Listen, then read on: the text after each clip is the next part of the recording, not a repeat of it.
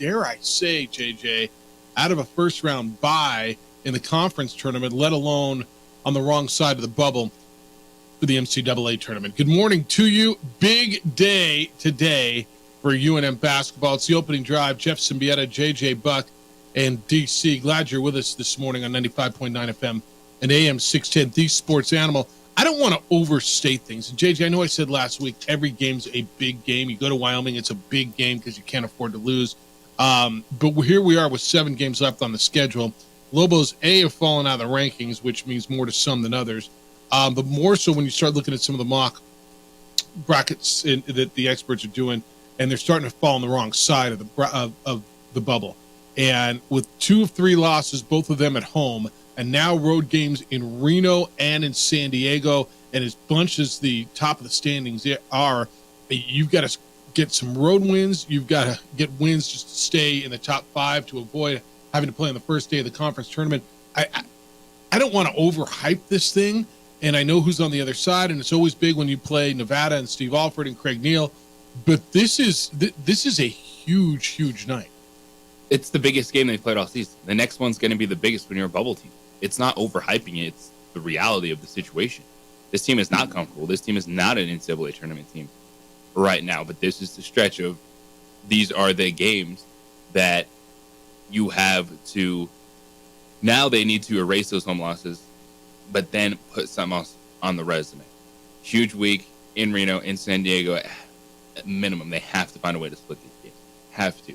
Because if we go 0-2 this week, then you're looking at a team that's going to need to win out, win a couple games in Las Vegas. And it's also what you discussed, is there's a possibility they could fall out of the top 5, and then that's an extra day in Las Vegas. A real problem. These are gigantic basketball games, and as every game will be when you are a bubble team, and right now the Lobos are on the wrong side of that bubble. 4 games ago, the Lobos played the same team. It was in the pit. It was what night was it? Sunday. It was the Sunday night. It was Sunday night of the conference championship games 2 weeks ago. 2 weeks ago, 2 nights ago. So 2 weeks and 2 days ago, Nevada came down the ramp. It was 34 points. The Lobos beat the pants off of Nevada by 34. And since then, the Wolfpack has gone 4-0. Who have they beaten in that 4-0 stretch?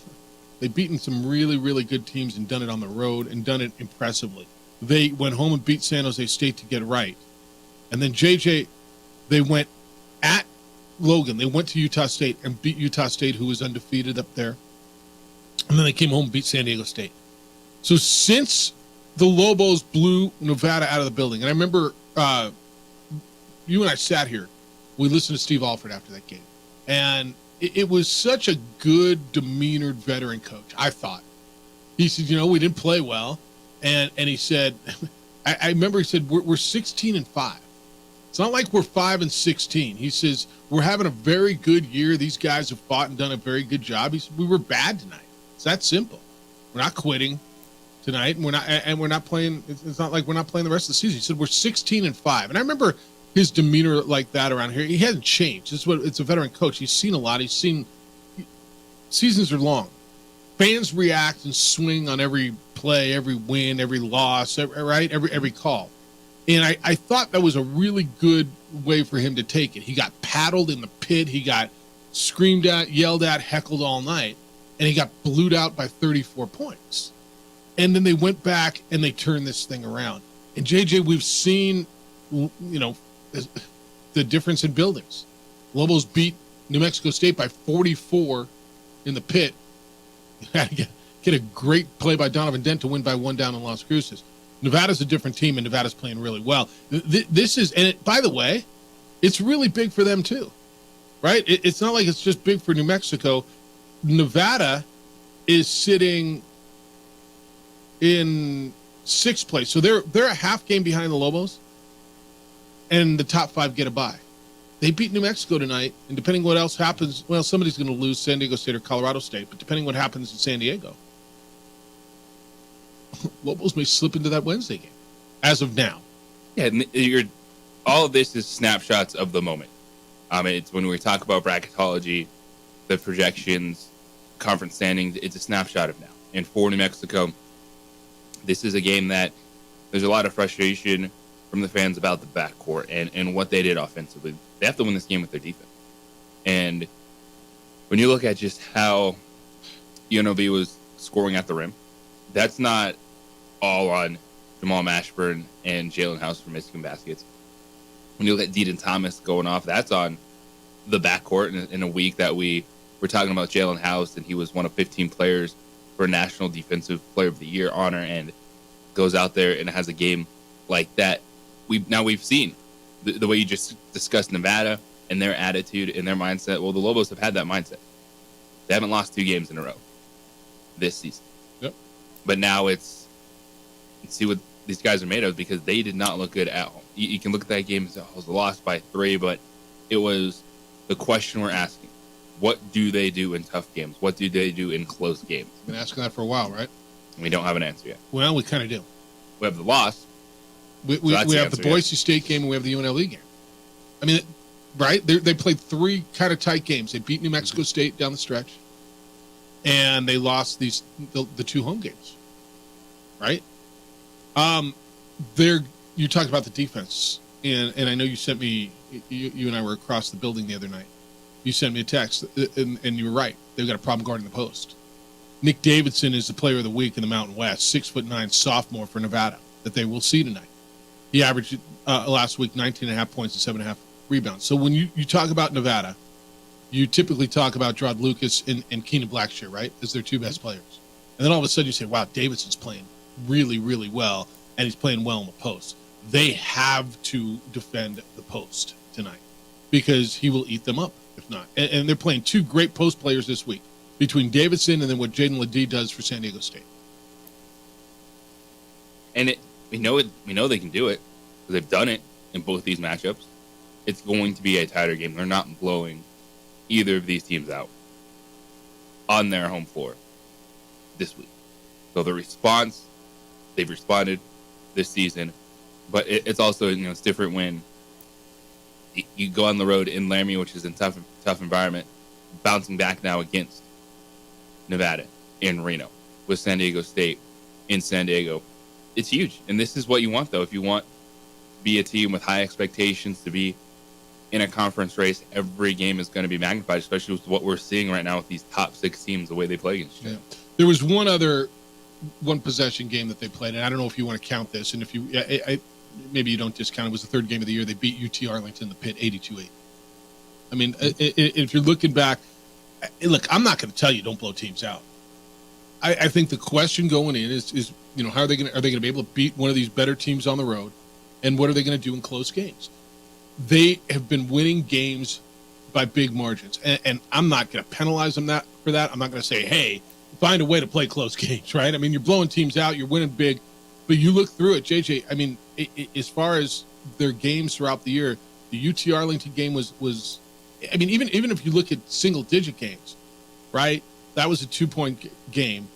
They beat Toledo by 8, but I never felt that was close. The other games in Henderson weren't close. The Louisiana Tech game in the Pit was 9 points. Did you ever feel that was in jeopardy? It never was, right? So you go to the New Mexico State game down there, was a 1-point game, and they won. So they were 2-0 in close games going into conference play. And then they didn't play any. They lost to Colorado State by 8, but we all know that opener was, right? They hit a shot at the end to make it single digits. They were handled. They win by 16. They lose in Vegas by 10. They win. They beat San Diego State by 18. They beat Utah State by 18, or I guess that was 13. Excuse me. And right? I mean, the close games were Boise State and UNLV. And even the Boise State game, like 6 it or ended 7 up being points an 8-point game for like the last 5 minutes. Yeah. And it was not able to get a defensive stop, not able to overcome it. Had the same vibe against UNLV. Because UNLV, and they hit that, the Lobos come down and hit that 3 with couple, like 0.7 seconds left. Yeah, it hit the Bad Beats, by the way. Did you watch Bad Beats last night?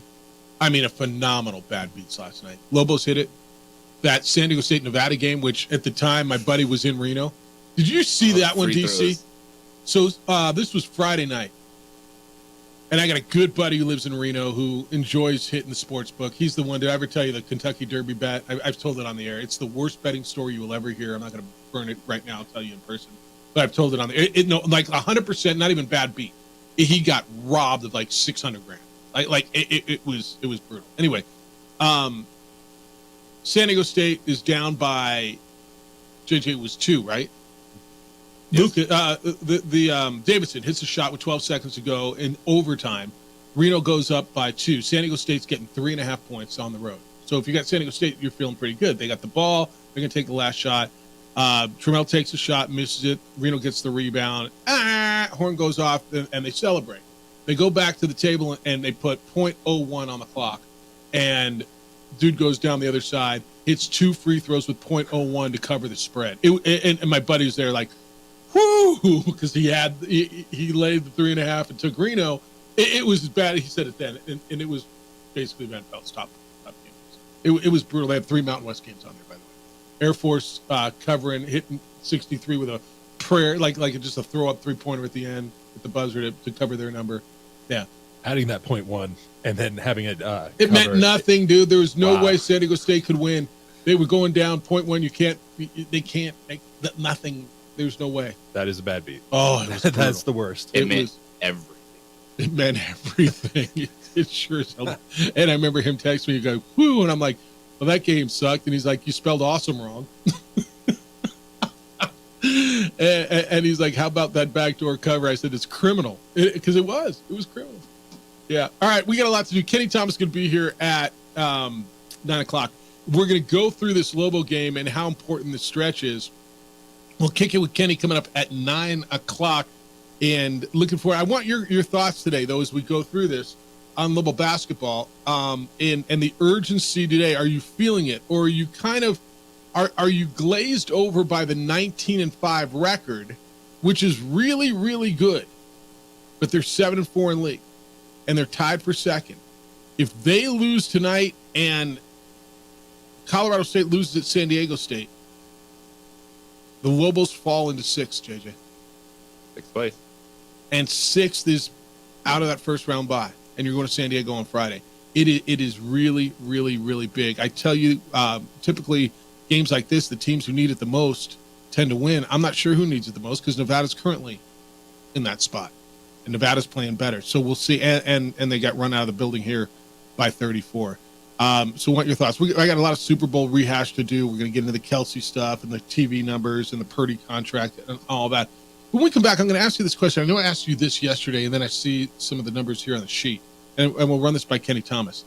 Is J.T. Toppin, the Lobo freshman, the best offensive rebounder we've seen around here since, I don't know, Kenny Thomas? I asked you that yesterday, right? Yes, you did. And you did some looks at numbers. I watched that young man play. I can't recall a better offensive rebounder that's been doing it all season. I'd love your thoughts on it. We'll give you ours. See, the best we've seen, gosh, in almost 25 years. It's the opening drive on 95.9 FM and AM 610. The Sports Animal, your home for the Super Bowl you just listened to. Makes a little. We would like to thank the following sponsors for making this broadcast possible. Albuquerque's leader in sports is ProView. From pros to prep, all your favorite action.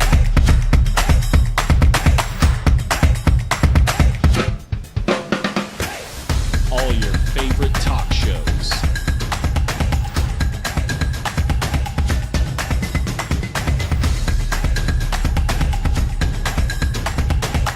Find it on ProView Networks. What's going on, Lobo Nation? Ja'Cory Krosky-Miller here. And I'm Devin Dampier. The Lobo football team is going through some changes, but we're here to stay. We'll put in the work on the field and in the weight room, but we'll need your help off the field. 505 Sports Venture is leading the charge in the NIL space. And you can be part of it. Shorty, she better than all my intentions. Locked in, shorty, you got my attention. CEO, baby, I get you the business. Touchdown and pay you a visit.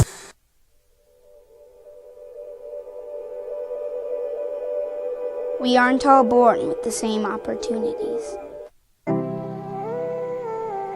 But it's the people who care that change everything. Get ready, Sprout, get ready. My coach, my teacher, my older sisters, my grandma, my brother, my tutor, my dad, and my mom. As New Mexicans, it's up to all of us to do our part. So that no child goes without love. And no family has to do it all on their own. They're all our children. Every single person is called to make a difference in the life of a child. It's up to all of us to do our part. To pull together.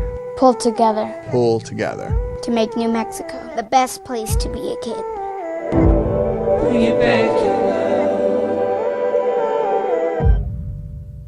Hi, I'm Steve Stucker here for Dr. Robert Melendez and the Juliet Eye Institute. You may remember me like this, but no more. The glasses are gone. I tossed them months ago because of a brand new procedure from Dr. Melendez known as RLE, Refractive Lens Exchange. The latest technology, the best eyesight I've ever had in my life, and you can check it out by clicking on the link in the description right here. Young driver, this one. Hard to get her out. She'd been drinking. This one. Both of them gone. They'd been drinking, and he drove clear off the road. This was my family. Drunk driver hit us. And my wife. And our daughter. They didn't make it. If you're drunk, blasted, intoxicated, rip, plastered, destroyed, bruh. If you're like this, you shouldn't be driving.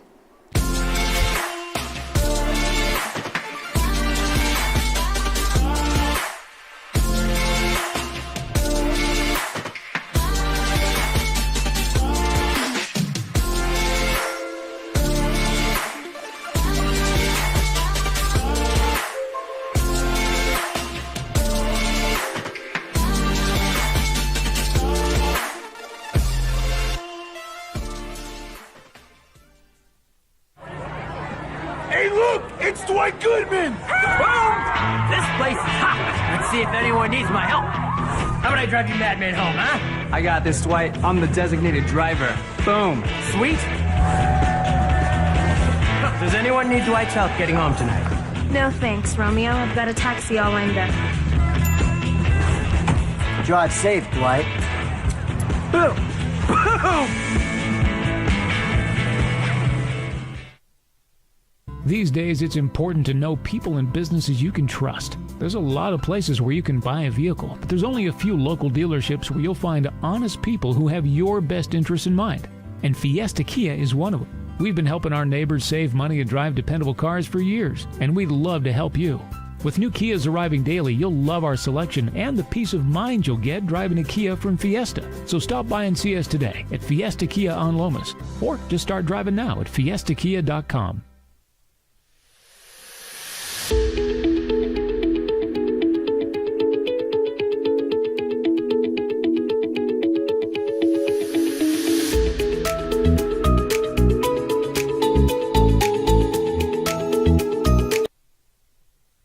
The Sports Animal. Big one tonight in Reno. It's a 9 o'clock start over on News Radio KKOB. 8:30 is when Robert Portnoy and Hunter Green will crack the microphone from the Lawler Events Center in the biggest little city in the world, Lobos and Nevada, and it's big. You got to get one of these on the road. They'll be in Reno tonight. They stay out on the road. They'll stay in Reno tonight, go to San Diego tomorrow, and play the Aztecs on Friday.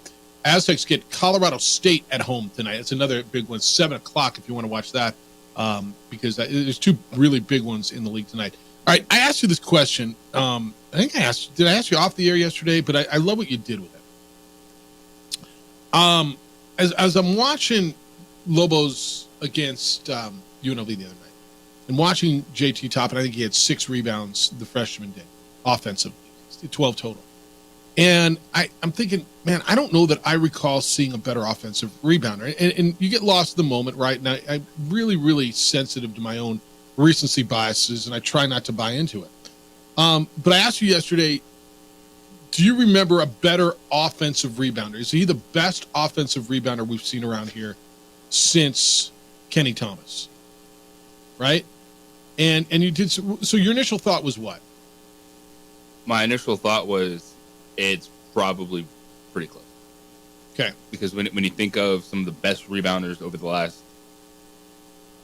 30 years. Yeah. Who do you think of? Starts with Kenny Thomas. Right. And then I went. You went I was Bairstow. thinking Bairstow, Kirk. Forgot how good Drew Gordon was. Yeah, he was really in his good. small sample size. Yeah. At the University of Mexico. Yeah. I thought maybe Darrington Hobson would be up there, I guess, right? All right, so you did a little research on this. So JT Toppin, in 24 games, has 83 offensive rebounds, 2.7 per game. Kenny Thomas, was this FR, is that freshman record? No, just his freshman season. Okay, so in his freshman season. So Toppin's number is 83 in 24 games. Kenny had 94 in 33 games. His junior year, Kenny had 102 in 32 games. So there's, what do we got? At least 8 games left, right? At least 8 games left, assuming he stays healthy. And was Kenny's best year his junior year for offensive rebound? Yes, it was. 102. And Toppin is 21 short. So if you go, well, he's going to be right near it, isn't he? I mean, if you average 2.7 times 8, it's right. He's going to get right to that number, right? 2.7 times 8. If they only play one game in the tournament, and then another post. So say 9. What's 2.7 times 9? If he goes on his average, he's going to get there. So, I mean, I don't know. Eye test. What does it tell you? That JT Toppin is a fantastic offensive rebounder, and if you start to just compare it to some numbers, you see he's on track to be one of the best offensive rebounders we've seen since. Yeah, you said Lobo's all-time leading rebounders. Kenny is the all-time leading rebounder in the history of the program. He's the only guy in the history of the program to get over 1,000 rebounds. 1,032. Luke Longley's second. Mel Daniels is third. Alex Kirk, Drew Gordon, and Cameron Bairstow. It's pretty impressive, man. It's pretty impressive what I see it, and I actually there's a couple of reasons I love it. He wasn't one of the hyped guys coming in. In fact, I think going into the season, I don't want to generalize too much, but I think the notion was almost to underplay the freshmen who are coming in, and these 2 freshmen are 2 of the 8 and really 2 of the 7 in the rotation, right? And really hype up the transfers. Nelly Jr. Joseph, Mustafa Amsil, Jamal Baker, Mushila, right? Those were the guys who were really going to make the difference and put them over the top. I'm going to tell you, and this includes Nelly Jr. Joseph, Toppin has been the biggest addition by far to me. Yeah, it's the way the pieces fit, and I know that there's games where Lobo fans get frustrated because of the expectations of what they believe this team can be. Mm-hmm. But everything works so good together. Like if Nelly Jr. Joseph isn't there, I don't think JT Toppin's doing this, or vice versa. I think that's right. No, he couldn't do it all by himself. Like the way that this team is built works out really well, and it's just the consistency for JT Toppin. Like if this was 4 years ago, we're talking about JT Toppin and True Washington way different before the season. They're both top 100 guys. That doesn't happen around here. Never. Yeah. But in this day and age, in the transfer portal, you're focused on guys that have been there, done that, and you know you can make an impact. And that's why, and what you just let everyone thought, Mustafa Amsil was your starting 4. Yeah. You're going to see, Jamal Baker light it up from 3. All these different things. And Mushila was going to come off the bench and just be Mushila's going to grab rebounds and all kinds of stuff. And now you're seeing that JT Toppin and True Washington playing vital roles for this team. I don't know if he's going to win. He should win Freshman of the Year, although, man, I'll tell you what, Dedan Thomas is really making a push, huh? Yeah, it seemed it was like easy. a no-brainer. Yeah. But when you look at a starting point guard of a team that's winning games in Conference Field, who, by the way, is just turned 18 years old and reclassified and should be playing high school basketball right now. The point guard that you watched for UNLV last Saturday, they came in here and scored 25 in the pit and took over down the stretch against that veteran backcourt in New Mexico. That guy, number 11, he reclassified. So if he would have stayed on schedule, he'd be playing high school basketball right now. Probably killing it somewhere, huh? Is he there next? I mean, I hate this. I hate thinking this way. You know why I'm thinking this way? Because I'm thinking of their wonderful quarterback, Jake. Was it Jaden or Mayava? Yep. Who was so good at UNLV this year that went in and took over when Brumfield went down and got offers from Georgia and USC and, I mean, gone. Doesn't it suck? You got to think, gosh, how are they going to keep that guy? I mean, it's reality. I'm not telling you. It's recruit your team first, then everyone else second. Yeah, that's how it is. All right, Lobel basketball tonight. Come on in at 505-246-0610. It's big tonight, boys and girls. And I know you know it. I know there's some nerves going on around here.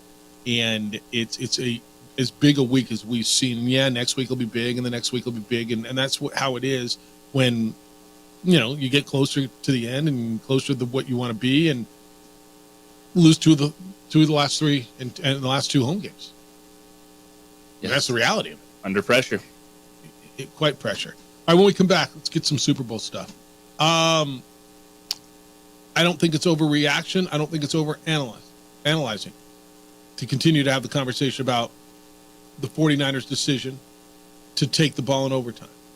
We'll give you some TV numbers, what it means, and did you know, because I didn't, they can't even offer Brock Purdy a contract extension. That quarterback who's making under $1 million. It's the opening drive on 95.9 FM and AM 610, the Sports Animal. This report brought to you by Quality by Dealer.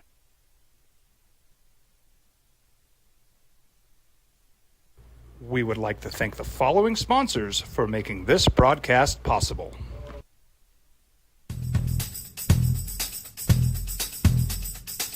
International Protective Services is a proud supporter of ProView Sports and New Mexico Youth Athletics.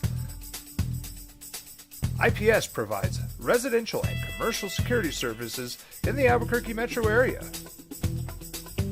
For more info, please call 505-897-2420 or visit internationalprotectiveservice.com.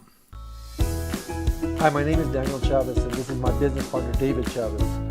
We are the owners of Indeed Safety. Indeed Safety is a local safety consulting company helping our clients with their safety needs for their projects. One of the things we pride ourselves as a construction safety company is helping our men and women in construction get home safe every day to their families. Indeed Safety is a proud supporter of ProView Network.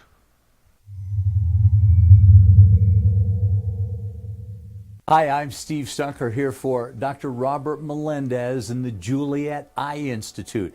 You may remember me like this, but no more. The glasses are gone. I tossed them months ago because of a brand new procedure from Dr. Melendez known as RLE, Refractive Lens Exchange. The latest technology, the best eyesight I've ever had in my life, and you can check it out by clicking on the link in the description right here.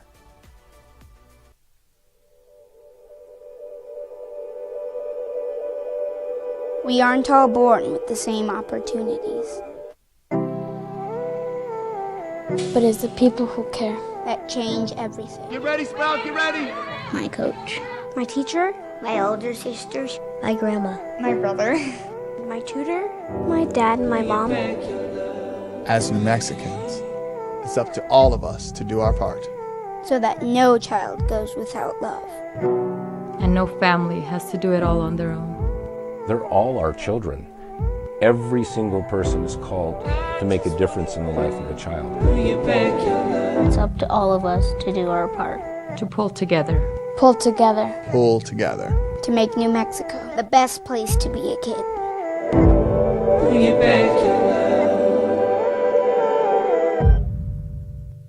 If If you're drunk, blasted, intoxicated, Rip. Plaster. destroyed, bruh. If you're like this, you shouldn't be driving. Young driver, this one. Hard to get her out. She'd been drinking. This one. Both of them gone. They'd been drinking, and he drove clear off the road. This was my family. Drunk driver hit us. And my wife and our daughter, they didn't make it. Don't sacrifice quality and flavor when you're in a hurry. Golden Pride offers ribs, fried chicken, red and green chili breakfast burritos, and frontier sweet rolls. 4 great locations, or visit us online at goldenprideabq.com. Golden Pride Barbecue Chicken and Ribs are proud supporters of ProView Sports. What's going on, Lobo Nation? Ja'Cory Krosky-Mir here. And I'm Devin Dampier. The Lobo football team's going through some changes, but we're here to stay. We'll put in the work on the field and in the weight room, but we'll need your help off the field. 505 Sports Venture is leading the charge in the NIL space. And you can be part of it. Shorty, she better than all my intentions. Locked in, shorty, you got my attention. CEO, baby, I get you the business. Touchdown and pay you a visit. Teenagers love a party, especially during prom and graduation season. Often, alcohol is involved. Some parents think that hosting a party with alcohol in their home will keep the kids safe, but it's wrong and it's illegal. As a parent, to allow your teenagers' underage friends to consume alcohol on your property is to give you more money. I want to pay you more. Yeah, you deserve more, but I just can't do it. You ever had that? Yep, and yep. Right? Except for, well, never mind. Right, but we all, like, can I get a raise? I'd love to. I just can't. Well, Brock Purdy is the quarterback of the NFC champion San Francisco 49ers. And he made $870,000. Good gelt for you and me. Mere nickels for an NFL starting quarterback, let alone an NFL starting quarterback who was leading in the Super Bowl in overtime. But even if the Niners wanted to pay him more, sorry, Brock, we just can't. It's the opening drive, Jeff Symbieta, J.J. Buck in D.C. I did not know about this. Okay, you know he was drafted. Everybody knows this. He was drafted as the last pick of the draft. Do you know that if he did not get selected, and if the Niners would have then signed him the next day as a free agent, he would be much better off right now? Yes, that's what we're learning. So according to the CBA, the collective bargaining agreement, this is between the NFL Players Association and the NFL. Quote, a rookie contract for a drafted rookie may not be negotiated, amended, or altered in any way until after the final regular season game of the player's third contract year, end quote. So that means even if San Francisco wanted to pay him a top-of-the-market contract as soon as possible, they could not do it until next January. Now, if he was not selected and he went undrafted, he would actually be able to negotiate a new contract as early as 3 weeks from now. Undrafted rookie deals can't be renegotiated, amended, or altered until after the final regular season game of their second contract year. So in terms of annual value, which is the usual metric by which many rank quarterback contracts, Joe Burrow leads all quarterbacks $55 million. Purdy has an average of $934,000. That's what it'll average when it's all done. 85th amongst quarterbacks. Did you know there are 85 quarterbacks getting paid in the NFL right now? I mean, 85. It's amazing. As of October, he was still living with an offensive lineman because, I mean, look, it's still good gelt. I'm not going to, right? $870,000. He lives in California, so taxes he's probably bringing home $450. I mean, but property not cheap. But that's renting. Insane. I would absolutely live with some of that. You want those guys to protect you? Pick up, a couple of the DoorDash, Uber Eats stuff. Yeah, but how do you So Joe Burrow can go and take his lineman on a cruise or a trip to Hawaii after the season. Dude can't do that, man. He can take him to Sizzler. They still have Sizzler? We're gonna sizzle. He can write, We're gonna sizzle.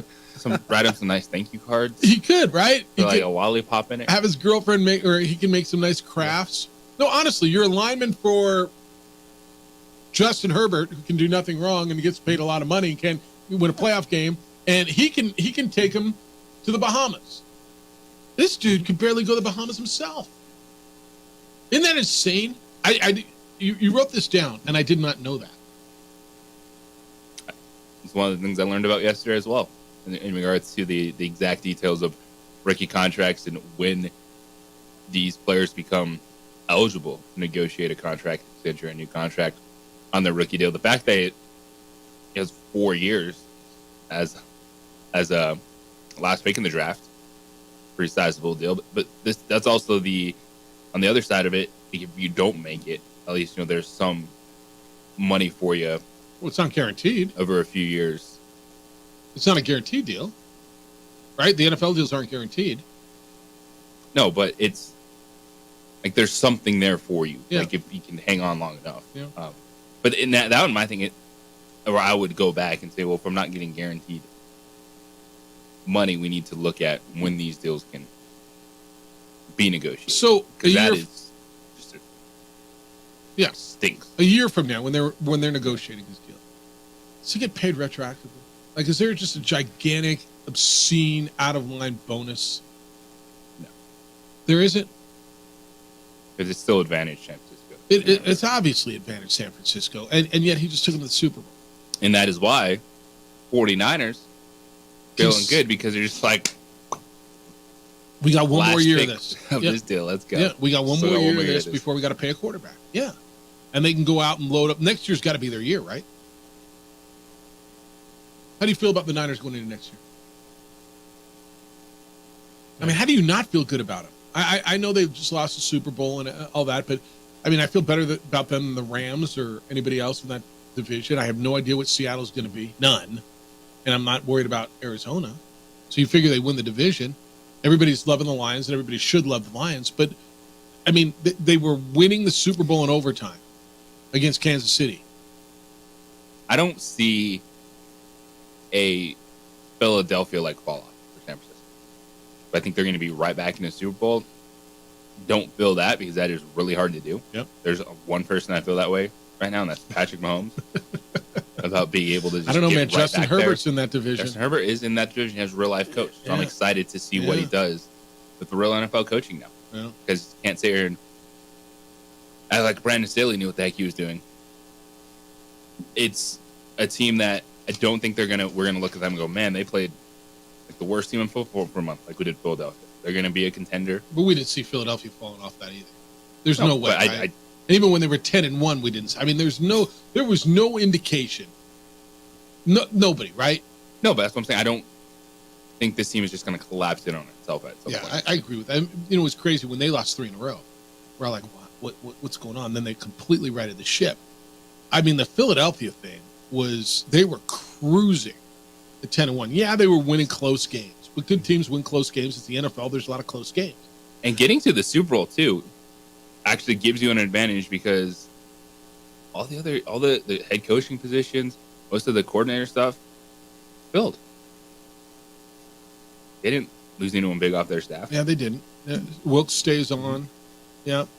And Shanahan's calling plays. Yeah, I see no reason as I sit here today and think the 49ers shouldn't be one of the top selections. And they're the betting favorite going in, right? Brock Purdy figures to me like he's going to get better. Christian McCaffrey's great. Debo's going to get healthy. Ayuk's better. Kittle, maybe they'll figure out how to use him. Their defense is really, really good. They get Chase Young back, right? I mean, Bosa and Chase Young are both back.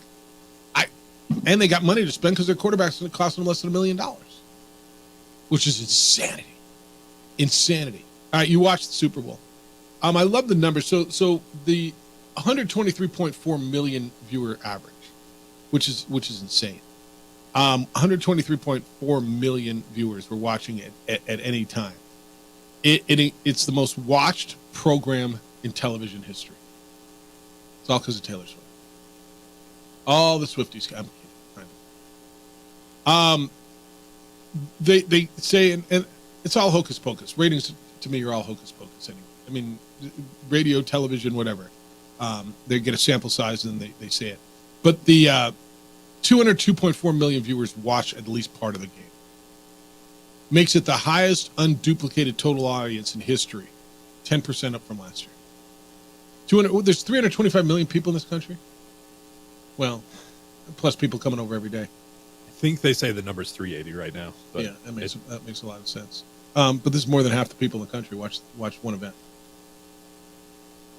It's insanity, right? Good numbers. Sponsors got their money's worth. You watch your DoorDash commercials and the more I watch the DoorDash one again, it's funny as hell. It's really good. You know what they say, Jeff? What do they say? Football is football. Mike Bobo says that. Football is football. How do we not have that clipped somewhere? I'll bet I have it if you want it. I think I have it. You want it? Football is football. Mike Bobo, the offensive coordinator of Georgia, former Colorado State head coach. I mean, you're a Colorado guy. You remember Mike Bobo, right? That's what he used to tell us. Football is football. Yeah, football is football. Told us that all the time. All right, 505-246-0610. I want to get into the two controversies. I don't think it's overblown to continue having this conversation about the different scenarios and why San Francisco opted to not play defense first. And the Kelsey thing. Who else would have got away with that? What if this guy or that guy would have done that? They didn't, but what if? I want to get into that when we get back as well. Hey, the number's growing. International Protection Service has hundreds of homeowners who trust them to install alarms and cameras and keep their eyes on homes and businesses and respond quickly if the alarm goes off. And they respond with armed officers, both in Albuquerque and in Santa Fe. The reality is police aren't coming for hours if they come at all. And in most cases, IPS is there within 7 minutes or less. You travel. You're not home all the time. You're going to work. Look, you're not there all the time. You can't keep your eyes on your place all the time. And there's almost nothing worse than coming home and finding out you've been a victim of a break-in. IPS is everywhere. I know you've noticed their officers at Targets, at Walmarts, at different places. IPS makes a difference for them, and they can help you too. They make a difference for me. They come by my home every day. They have for years. My neighbors utilize them. They give my family peace of mind. And my alarm has gone off, and they've been there immediately. And I was out of town. That's a horrible feeling. Your alarm's going off. You got the alarm company calling you. IPS is there, and you see them on the cameras, and you know that they're there checking out and making everything's okay. They got a team watching the video cameras and monitoring alarms around the clock to secure your home. Cameras are known to discourage criminal activity. Homes that are protected are far less likely to be targeted by the bad guys. Protect your home. 505-897-2420 is the number. 505-897-2420 or ipsglobal.com. Passionate about making Albuquerque a better and safer place to live and work.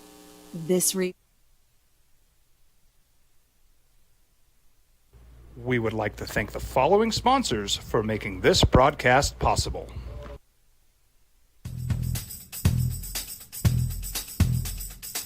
International Protective Services is a proud supporter of ProView Sports and New Mexico Youth Athletics.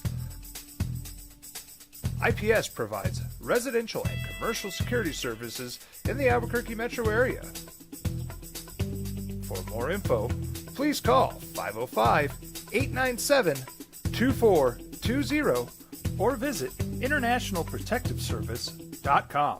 Hi, I'm Steve Stunker here for Dr. Robert Melendez and the Juliet Eye Institute. You may remember me like this, but no more. The glasses are gone. I tossed them months ago because of a brand new procedure from Dr. Melendez known as RLE, Refractive Lens Exchange. The latest technology, the best eyesight I've ever had in my life, and you can check it out by clicking on the link in the description right here. If you're drunk, blasted, intoxicated, ripped, plastered, destroyed, bruh. If you're like this, you shouldn't be driving. Albuquerque's leader in sports is ProView. From pros to prep,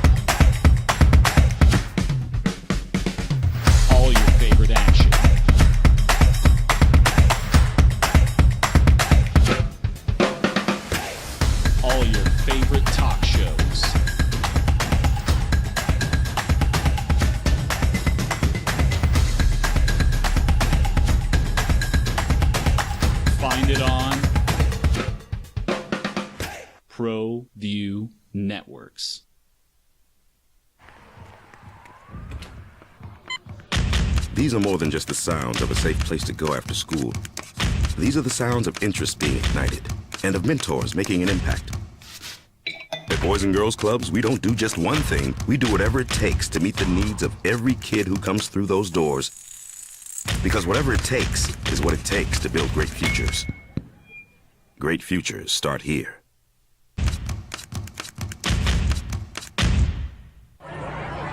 Hey, look! It's Dwight Goodman! Boom! This place is hot. Let's see if anyone needs my help. How about I drive you madman home, huh? I got this, Dwight. I'm the designated driver. Boom. Sweet. Does anyone need Dwight's help getting home tonight?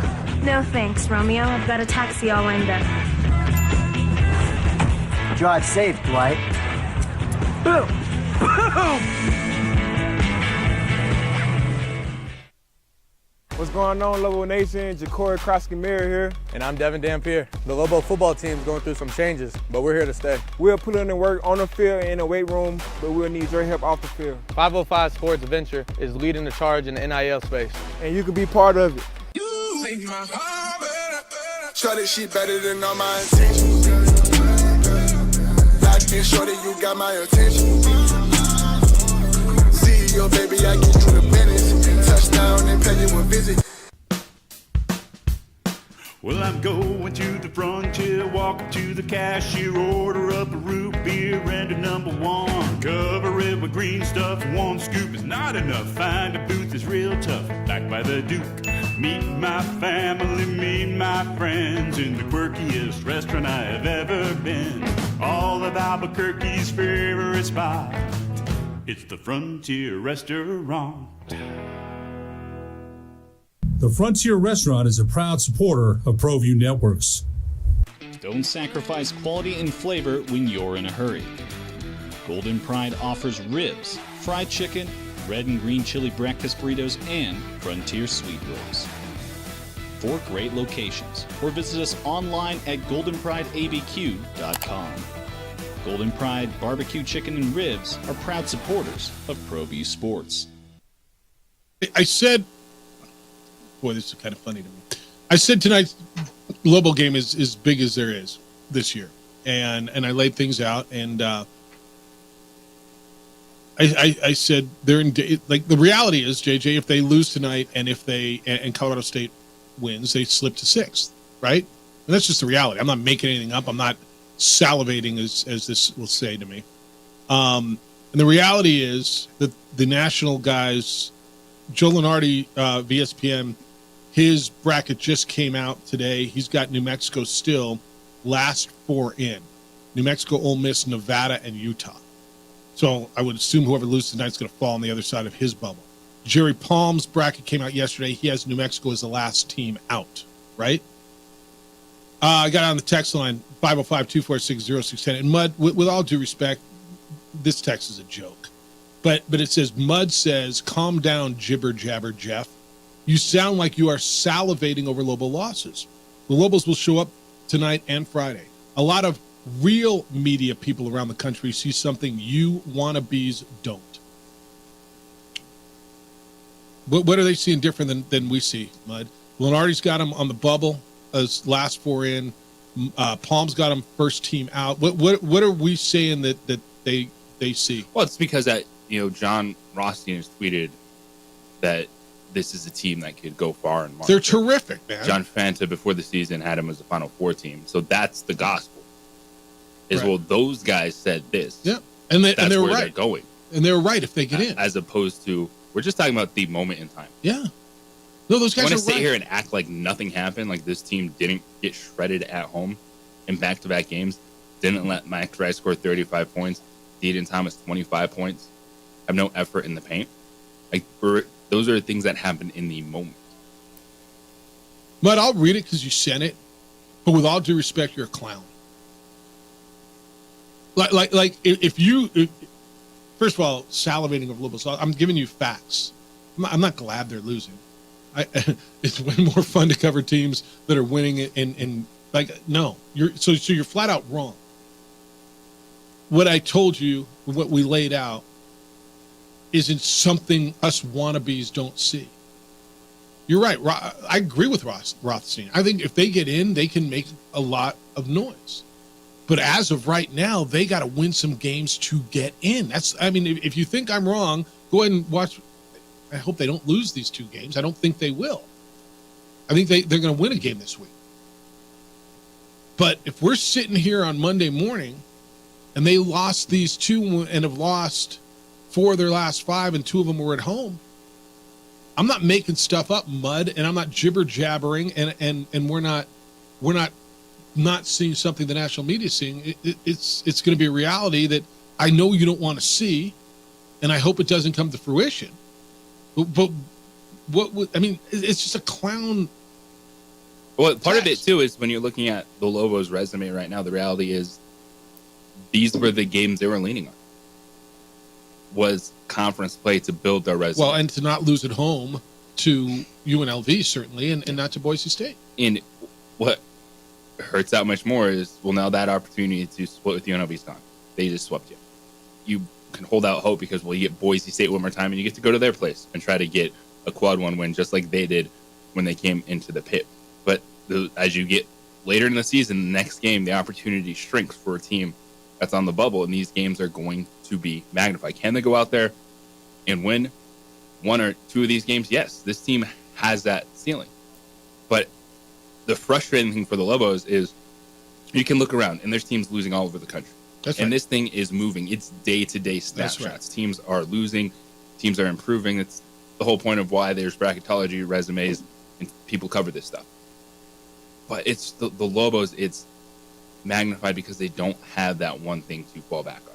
They don't have that 1 or 2 non-conference games. You're like, well, yeah, we might have lost this one, but here's what we did in November or December, that one game that's lifting them up. They don't have that yet. They still have 4 opportunities on the road. We were discussing it probably had to be 2. It has to be 2. Yep. 2 of 4. Has to be. I think that's at right. this point. The text line says you should leave and give takes like that one not give that. You should leave and not give takes like that one a second of airtime. I don't know Mud, but I know he's a clown, is what it says. I don't want to get a name calling, and I apologize. I said it was a clown take, I think is what I said. And whatever. It's a bad. You're wrong. You're just flat. This is. When I tell you, people hear what they want to hear. Like all the time, people hear what they want to hear. There was no, what do you say, salivating over Lobo losses. You're wrong.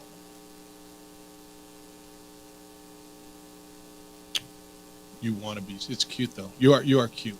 505-246-0610. All right, I want to get into the Kelsey thing a little bit. People are still losing their mind over it, and Niner fans and whatever. What Kelsey did was a bad look.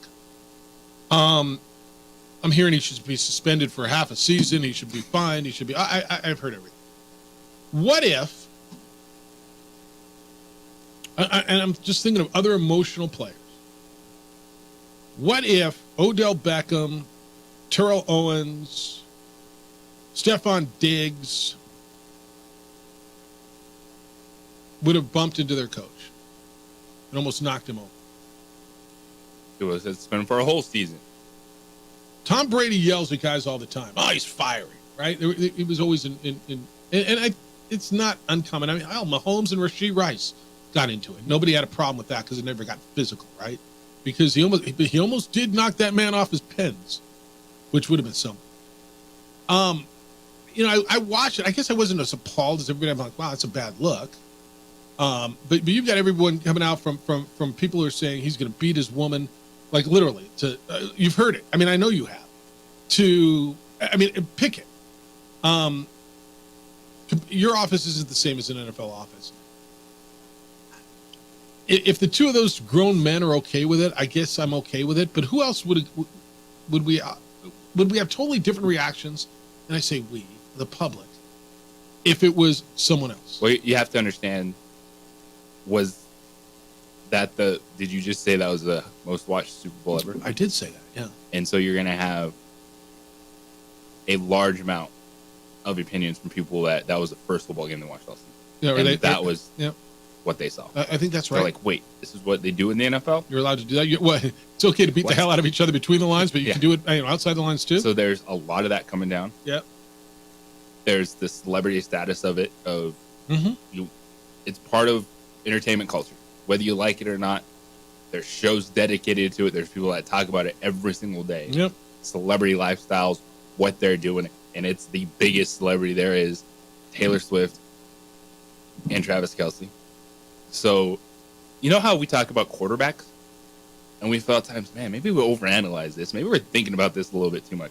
That's exactly what's going on with the rest of the world in this situation. Yeah, I kind of think so. And it gets, it takes football away from football, if that makes sense. It takes football off of the Sports Channel and puts on KKOB. It takes it off of ESPN and puts it on Fox and CNN. You know what I mean?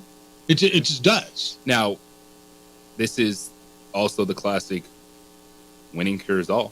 That he went out there and balled in the second half in overtime. They won back-to-back Super Bowl championships. Now, if they lost, he had 2 catches for 3 yards. I think there would be a different feeling. So we would. So if they lost the game and he was a non-factor, because he'd have said something after the game. Winning cures all, doesn't it?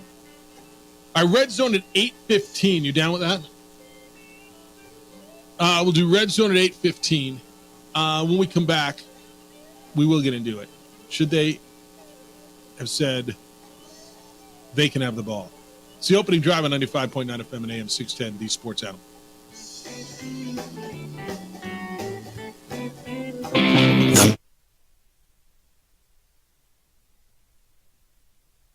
We would like to thank the following sponsors for making this broadcast possible.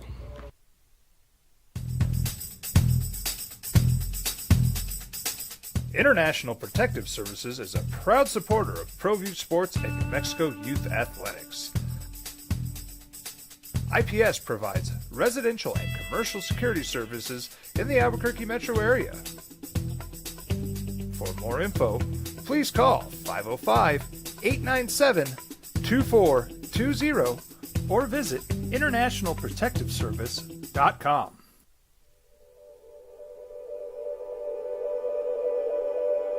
We aren't all born with the same opportunities.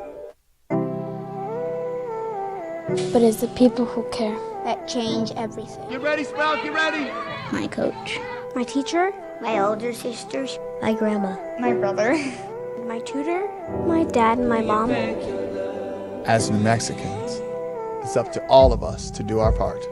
So that no child goes without love. And no family has to do it all on their own. They're all our children. Every single person is called to make a difference in the life of a child. It's up to all of us to do our part. To pull together. Pull together. Pull together. To make New Mexico the best place to be a kid.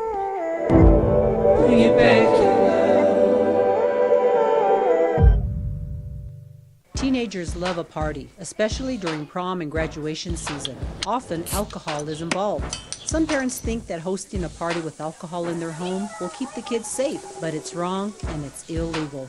As a parent, to allow your teenagers' underage friends to consume alcohol on your property is a felony.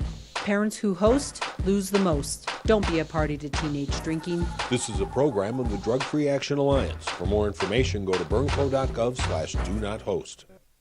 What's going on, Lobo Nation? Ja'Cory Krosky-Mir here. And I'm Devin Dampier. The Lobo football team's going through some changes, but we're here to stay. We'll put in the work on the field and in the weight room, but we'll need your help off the field. 505 Sports Venture is leading the charge in the NIL space.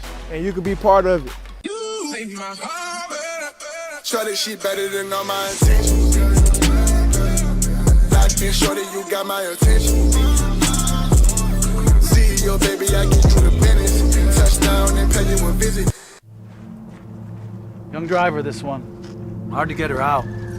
She'd been drinking. This one. Both of them gone. They'd been drinking, and he drove clear off the road. This was my family. Drunk driver hit us. And my wife and our daughter, they didn't make it. Albuquerque's leader in sports is ProView. From pros to prep. All your favorite action.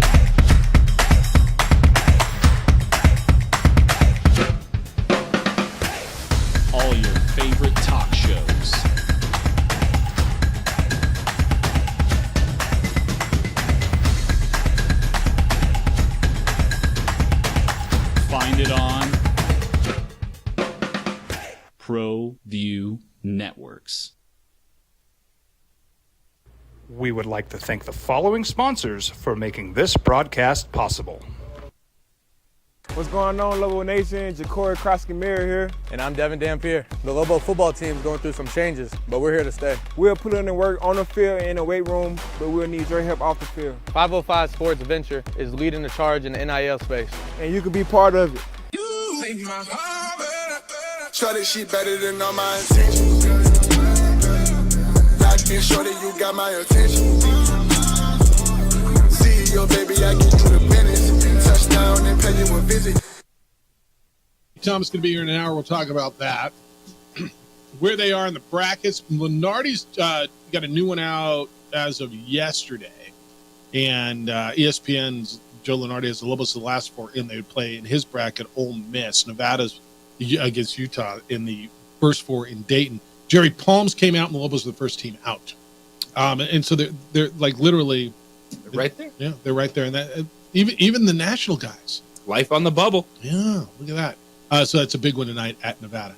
505-246-0610. We're going to get into the NFL Red Zone coming up here at 8:15. Kenny will be with us. We'll kick it with Kenny Thomas at 9 o'clock. I want to continue on this, and I don't think this is too much talk, and it's been done and done and done. This is going to be one that I firmly believe follows Kyle Shanahan throughout his career until he wins one. The decision to take the ball in overtime. And whether it comes out that he didn't know every NFL ever, right? Ever in the history of NFL overtimes, you win the coin toss, you take the ball, right? This was the first time the new rule that both teams would possess the ball has ever been in effect. I guess the rule was changed 2 years ago, but this is the first overtime game of the playoffs since the new rule. So there's no precedent, there's no protocol, there's not even analytics because there's no numbers to plug in to analyze. Common sense by every mean tells you want to play defense. That's why when you watch college football, they go defense first so they know what to do. That's why the home team has an advantage in baseball, right? They get the last licks, they bat in the bottom of the inning.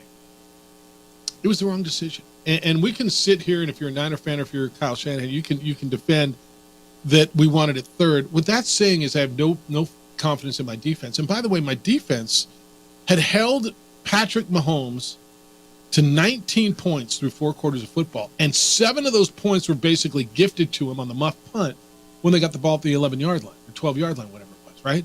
You had held Patrick Mahomes. Now, I know my defense is tired, and I know Drake Greenlaw's hurt, but he was hurt all day. And I can't stop thinking about if it plays out the same way, and maybe it doesn't.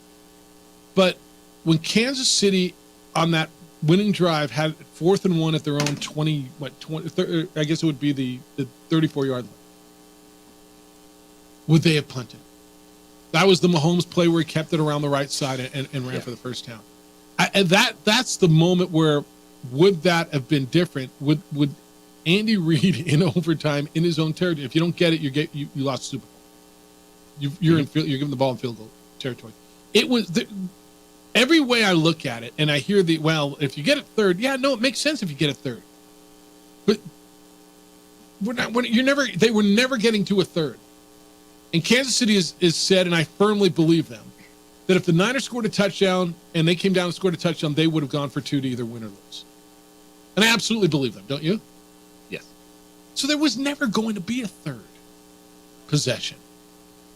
This was just a mistake. And I don't know what it probably, 5 years from now or next time Kyle Shanahan's in a Super Bowl and he does one of these pregame interviews and they ask him about it, he says, yeah, that was a mistake. That's probably when it comes out, right? Yeah, this is one that, initially I wanted to take a step back. And just because it didn't work doesn't mean it was the wrong decision. Yeah, but it was. But I got there. Yeah. Because you can't always just assume, well, this didn't work, so that was the wrong choice.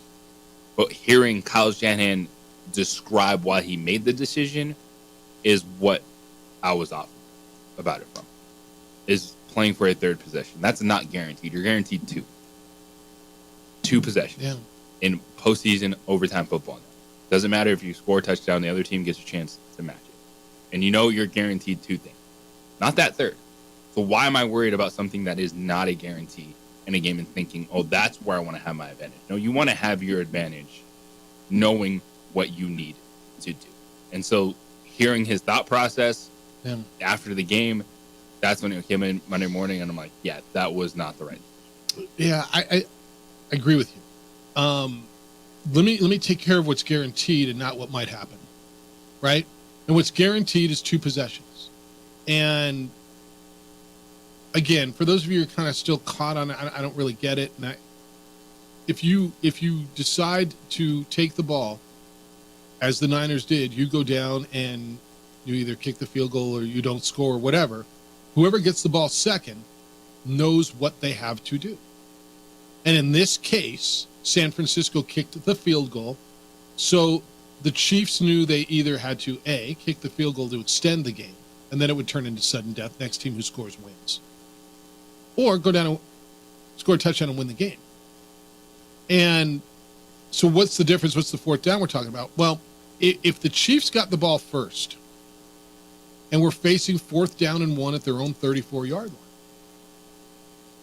would they have punted? And I don't know if anybody's asked Andy Reid this. Have you heard this anywhere? If the Chiefs got the ball first and they were facing that 4th and 1, would they have punted at their own 34? I have not heard him address that at all.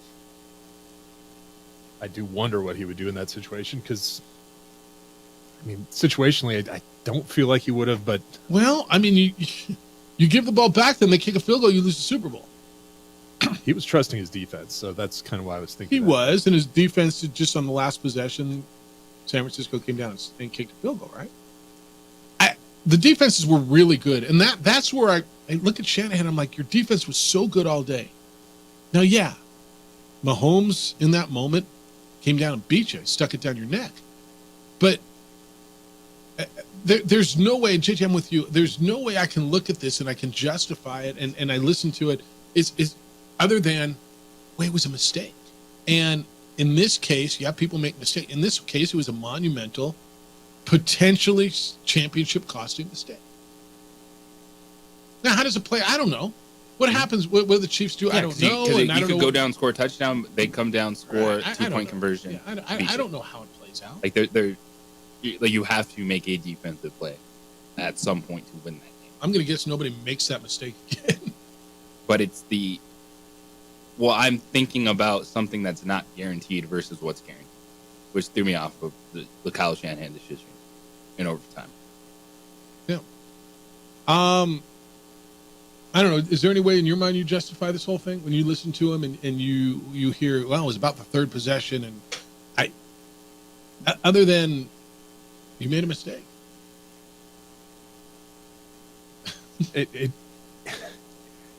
I can talk myself into seeing his point of view, saying that if we have it 3rd, then we can win on that possession.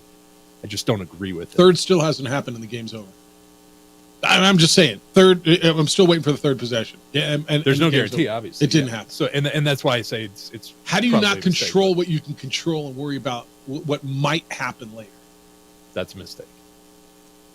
Yeah, just assuming that you're going to have that second shot at it that's a mistake. What do I know about overtime in that scenario? I know each team possesses it once. I don't know that there's going to be a 3rd. Sure, I'd want it 3rd if there's a 3rd. Yeah, no, I'd like that advantage. But so much has to happen before it gets to that. It's so interesting, too, because when you think about it, the assumption is that he gets a 3rd, which means he's not thinking about them doing a 2-point conversion. And it probably means he wasn't going to go for a 2 either. So I think it was just a mistake. Yeah, I think it was just a mistake. And I wonder how much thought they gave it. with all due respect to everything they do, and I don't want to underestimate preparation, right? But again, I'm going to go back to, this has never been at play in the National Football League, ever. This format, that was the first time we've ever seen it, right? And instinct, I mean, I don't know, you've watched a million games and probably hundreds of overtime games. Every time the coin's up, we want the ball. We want the ball. We receive. We want every time, right? Instinct. We want the ball. I wonder how much thought was put into it. The Chiefs say we put a lot of thought into it. We talked about it in training camp. I don't know whether that's true or not. That's fine. The Niners players are going, no, we didn't know. We didn't know the rules. Yeah, it seems like they started thinking about it on that final drive. So maybe 10 minutes of thought. Kyle Shanahan knew he made the wrong choice. I think that's okay. I don't think Kyle Shanahan did not know the overtime. Did he relay that to Fred Warner? Yes. You do not send a dude out there for the coin toss that doesn't know this is what we are deciding, because that's how you get suspended. Look at that dude from the Packers. It was Jair Alexander. Just walked his way out there at the coin toss and said the wrong thing. Almost lost the game for his team, and they suspended him. That was a playoff game, right? I think it was the end of the regular season, right? Yeah, it was like week 16, 15 or 16. Yeah, I knew it was an important game that meant a lot. So to me, like, Kyle Shanahan made the wrong choice. There's no way. But he said maybe they did not think about it as much as Kansas City did. Yeah. So you just think I think he just made the wrong. Okay. You think it's just that simple? And it might be. Yeah, I think they looked at it and they said, based on the way things can go, if this happens, that happens, then we want to be in control of the third possession. And it was just the wrong choice. Yeah. And it may be that simple. It really might be. As opposed to not knowing. I can understand some defensive players not knowing it. Just kind of like, oh, this is the way it happens. Like, that's the communication thing. Like, that's, you need to sit down right before the postseason. All right, guys, we're going to take an extra 30 minutes here. Deal with it. Yeah. Here's what's different in the postseason. But in terms of Kyle Shanahan and his decision, he just made the wrong one. I think it could be that simple. It just, goodness gracious, how can it be that simple? I guess it can, though. Yeah. All right, when we get back, we're going in the red zone. We're going to do a little State of the Union stuff. 505-246-0610. Kenny Thomas will be here coming up at 9 o'clock. We will kick it with Kenny and talk about the big game tonight. Coming up at 9:30. When do you want to? I got two tickets to give away to the 2024 USA Track and Field Indoor Track and Field Championships at the Convention Center. It's coming up this week, which would be Friday at 3 o'clock and then Saturday at 1 o'clock. I got 2 tickets. We will give that away at 8:45. You read my mind. Yes, that's perfect. I knew I could hear it. No, it was like when you get a new phone and you just like push pair and then all the info transfers. That's how I was getting all that. I knew it was 8:45. I could tell. I got to freaking you out. Little ESP working. Red Zone next, the State of the Union, and we'll talk about the AFC North. It's the opening drive. Jeff, JJ, DC on 95.9 FM and AM 610, the sports animal. This report is sponsored by.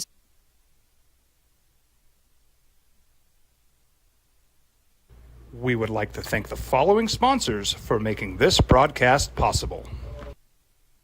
Teenagers love a party, especially during prom and graduation season. Often, alcohol is involved. Some parents think that hosting a party with alcohol in their home will keep the kids safe, but it's wrong and it's illegal. As a parent, to allow your teenagers' underage friends to consume alcohol on your property is a felony. Parents who host lose the most. Don't be a party to teenage drinking. This is a program of the Drug Free Action Alliance. For more information, go to burnco.gov/do-not-host. Hi, my name is Daniel Chavez, and this is my business partner, David Chavez. We are the owners of Indeed Safety. Indeed Safety is a local safety consulting company helping our clients with their safety needs for their projects. One of the things we pride ourselves as a construction safety company is helping our men and women in construction get home safe every day to their families. Indeed Safety is a proud supporter of ProView Network.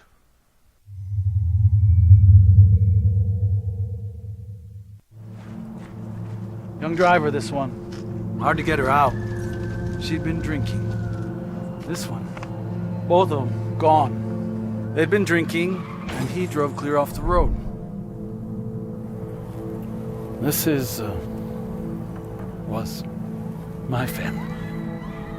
Drunk driver hit us. And my wife and our daughter, they didn't make it. I was born in New Mexico. I grew up on these streets. I got in trouble here, and I fought my way back in Burquia. I love New Mexico, especially the people. Now I'm using my training, tenacity, and energy to fight for you. I'm Adam Oki, lawyer, fighter, and New Mexican. I was a local athlete here in New Mexico, so I'm proud to support your local athletes.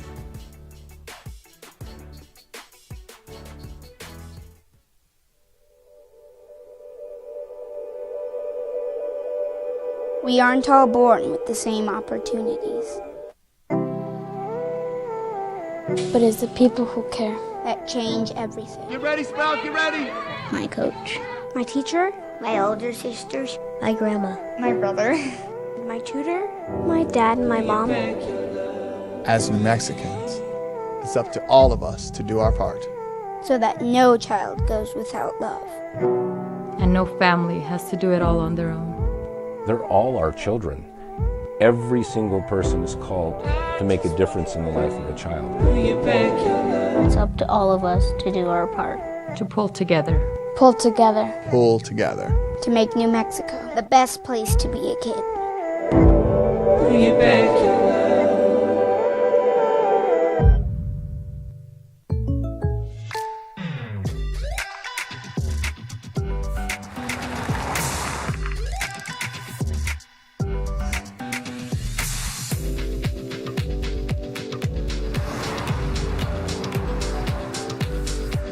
For your surprisingly great rates, contact your local State Farm agent today.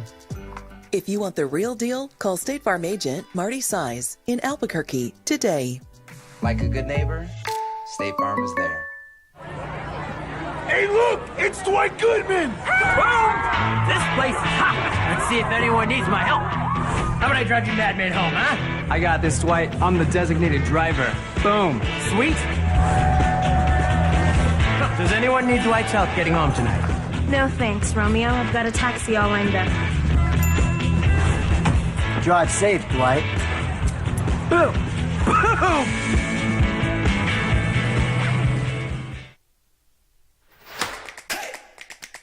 Albuquerque's leader in sports is ProView. From pros to prep. All your favorite action.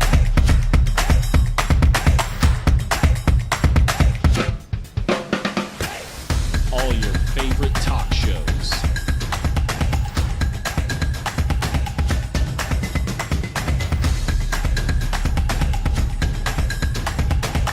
Find it on ProView Networks.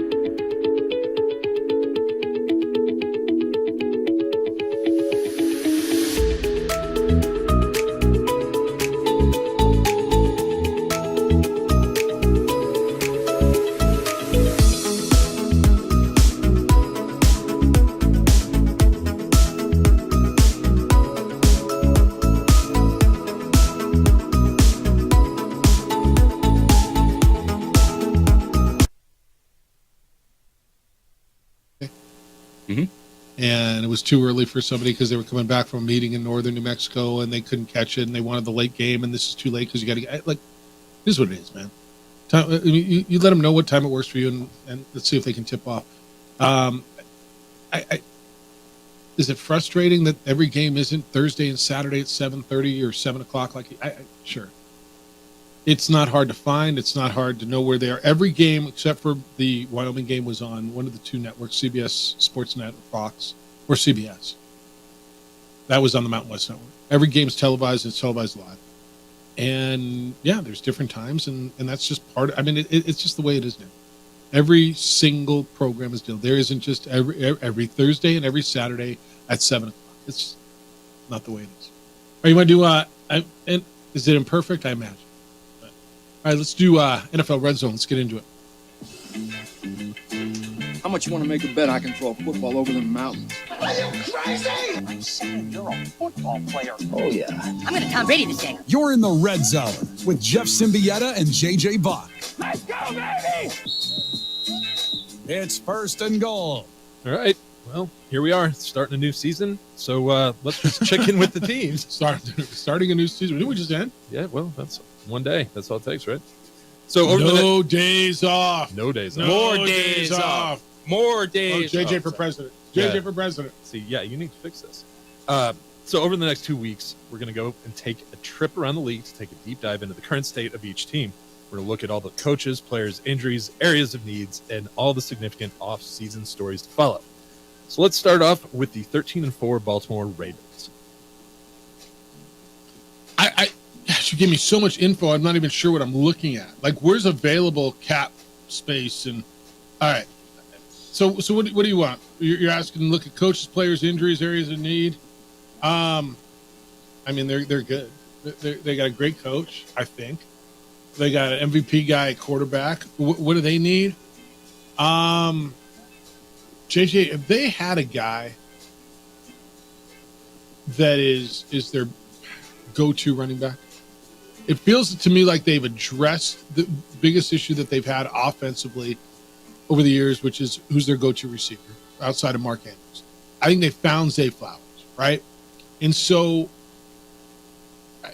the cap hit on Lamar is what, $32 million? To me, defensively, they're really, really good. I think their offensive line is good. What do they need? I go find a guy that you can give the ball to all the time and rely on to run the football. Are we both doing our? Yeah. How do you want to do that? Yeah. Yes. Both of you should respond. Yes. Okay. Well, I think RB1 would be good for Baltimore. They're a team that, they're so set in their foundation. They can kind of pick and choose what veteran pieces they add. If they did it with Odell Beckham Jr. last year, Jadeveon Clowney, I think it's going to be more of the same. It's because their young pieces are pretty locked in. They don't have to overpay or pay someone big money to stick around. It's year 2. It's Todd Monken, offensive coordinator. They're just growing with what they have. And get healthy. I mean, you got, not only is it Mark Andrews, but you're looking at J.K. Dobbins and Keaton Mitchell. Both were hurt. I mean, both running backs went down. They've been more injured at running back, seriously, over the last 3 years than anybody. Like, period. Every running back that puts on their uniform seems to get hurt. 2nd and goal. Ready, down, put.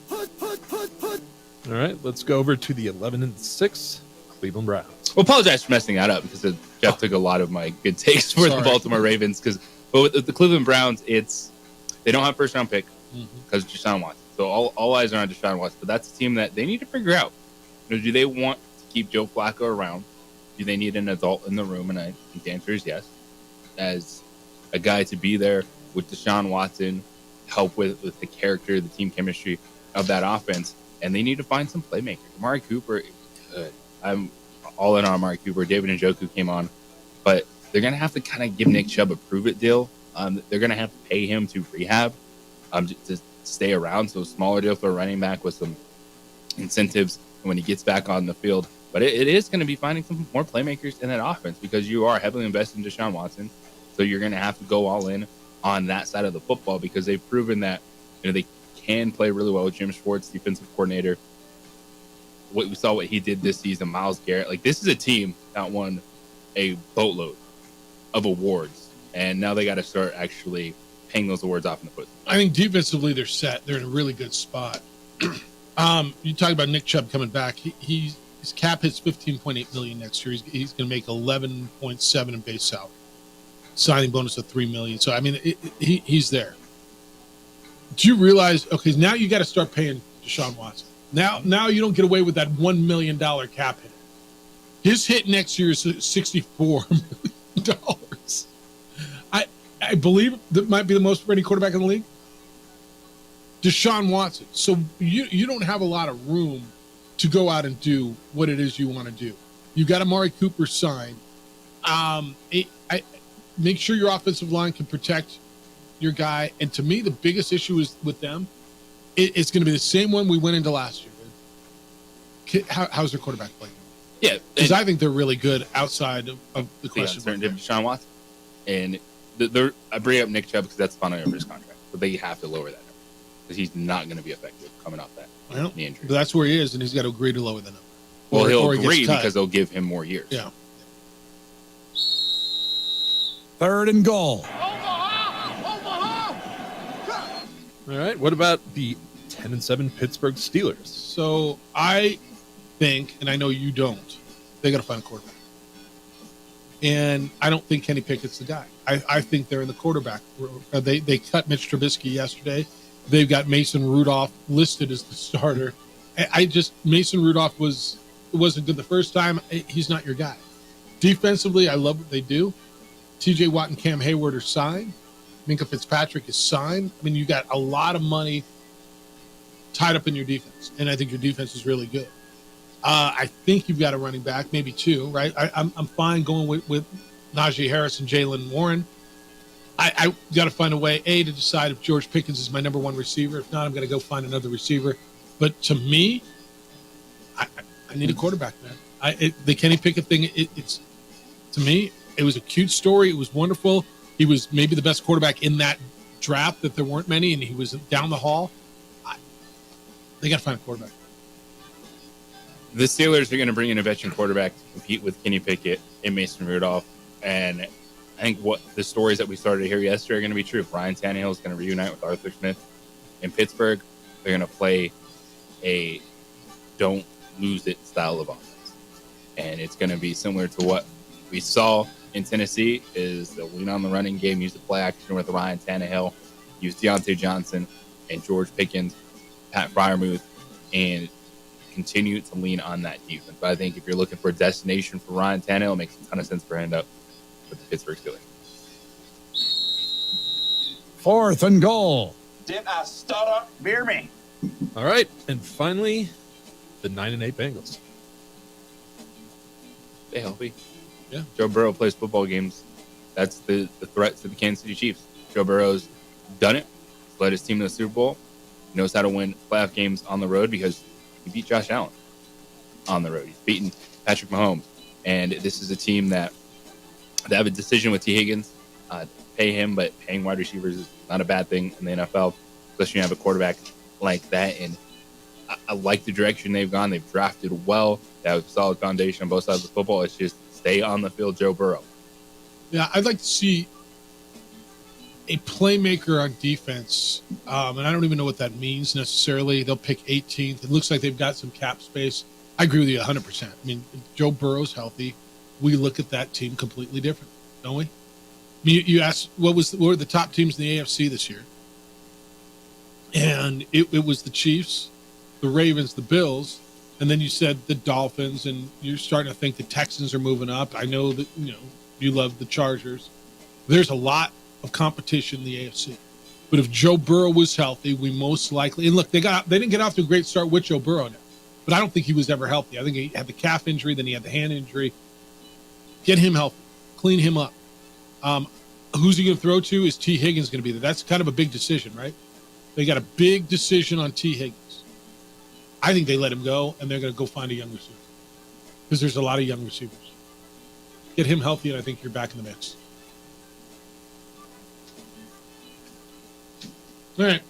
What do you think on all that? I got kind of caught in a rabbit hole about cap hits on quarterbacks. Well, when you stare at Deshaun Watson's number, it makes you want to barf. It is amazing. Brock Purdy went to the Super Bowl. He's making under $1 million. Yeah. Where do you think he is number-wise on that list of quarterbacks cap hits? 84th, 83rd. 57th. What did I just read, 83rd? Oh, so cap hit's different than what he's going to get paid. Right. But, I mean, still, that's insane. He's behind Skylar Thompson, Aiden O'Connell, Sam Howell, Sam Ellinger. He played a lot. Stetson Bennett, he saw the field quite a bit last year. Yeah, Stetson Bennett. Jake Hayner.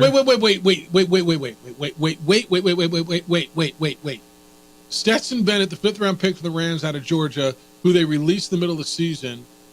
The cap hit for him is higher than the guy who just won the NFC Championship, played in the Super Bowl, and was leading in overtime. That is correct. All right, just want to check this.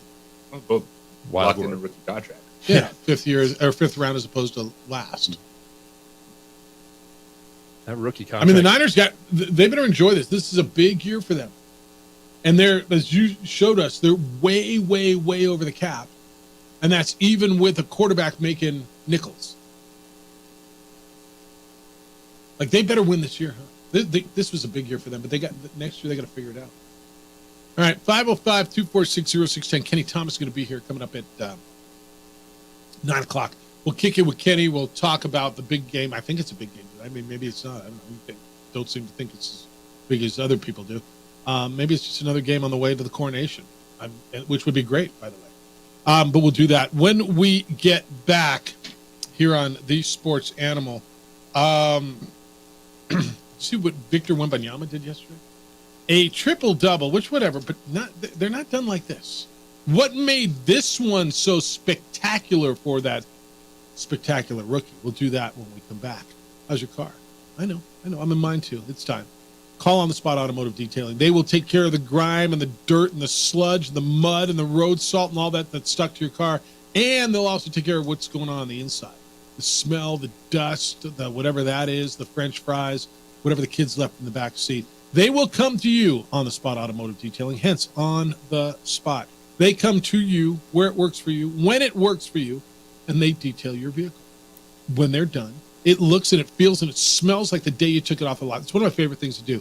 Have On the Spot come out to the office, and literally people are standing around looking at it and go, wow, how can I get that done? Well, you can just go to otsdetailing.com. It is a great gift, and it is something that you will love. They're best of the city. Awarded best of the city last year. Why? Because they're reliable, they're efficient, they're the best at what they do. Book online, buy online. It's otsdetailing.com. otsdetailing.com. This report brought to you by the...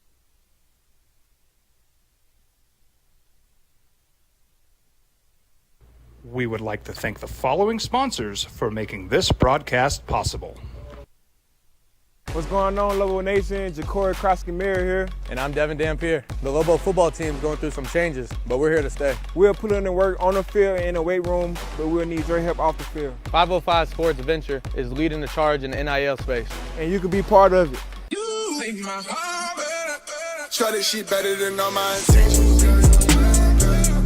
Life shorty, you got my attention. CEO, baby, I get you the business. Touchdown and pay you a visit. I was born in New Mexico. I grew up on these streets.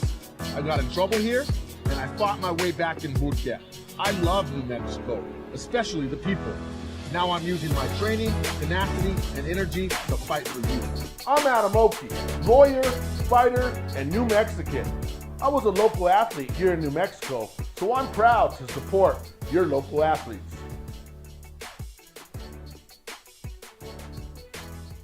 If you're drunk, blasted, intoxicated, ripped, plastered,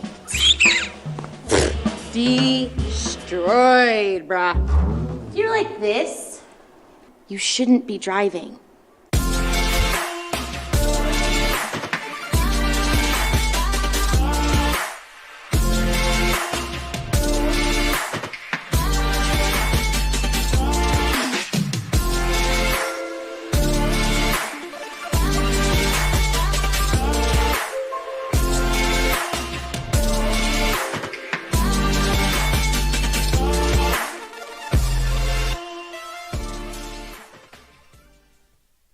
These days, it's important to know people and businesses you can trust. There's a lot of places where you can buy a vehicle, but there's only a few local dealerships where you'll find honest people who have your best interests in mind.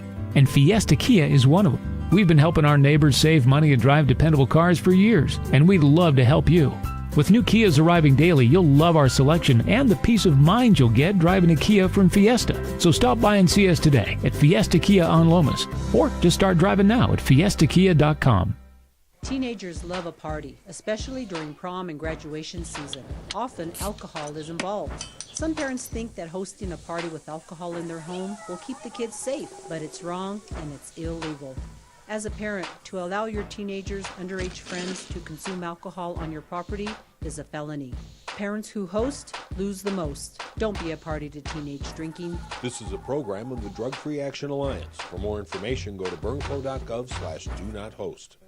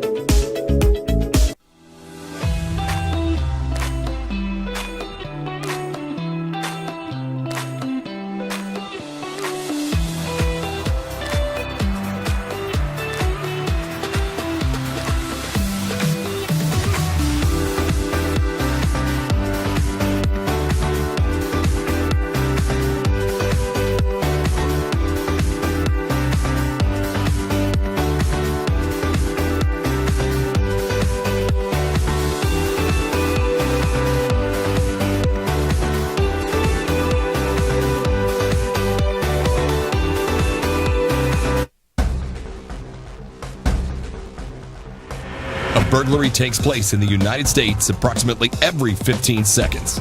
International Protective Service is your answer for commercial and residential security in all of Albuquerque. IPS will work with your monitoring company for fast, reliable response times. You can rest easy knowing you, your family, or your company is watched over by International Protective Service. Call International Protective Service today.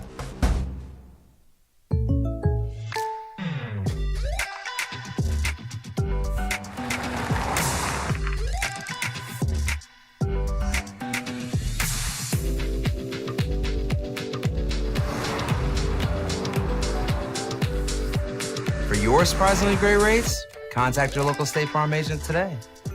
If you want the real deal, call State Farm agent Marty Size in Albuquerque today. Like a good neighbor, State Farm is there. Hey, look! It's Dwight Goodman! Boom! This place is hot. Let's see if anyone needs my help. How about I drive you madman home, huh? I got this, Dwight. I'm the designated driver. Boom. Sweet. Does anyone need Dwight's help getting home tonight? So they're not very good as a team. Talking about the Spurs, relax. The San Antonio Spurs aren't very good. In fact, when you look at the Western Conference standings, they are dead last. They're the worst team in the West. They're 11-43. But that doesn't mean that their sensational rookie, Victor Wembanyama, the consensus number one, consensus number one. I mean, everybody knew he was going number one. It was everybody's pick. It doesn't mean he's not great. They beat the Raptors in Toronto last night, 122-99. Why are we talking about Raptors Spurs? Victor Wembanyama had a day yesterday. He had a triple-double. Well, Jeff, that happens all the time. Yeah, but not like this. 27 points, 14 rebounds. JJ, 10 blocks. Blocks being part of the triple-double is a pretty rare thing. He's sensational. Oh, by the way, he did have a few assists to go with that last night. He had 5 of those. But I don't know how much you watch because they're not very good, and people probably aren't staring at a lot of Spurs basketball. He is worth a watch.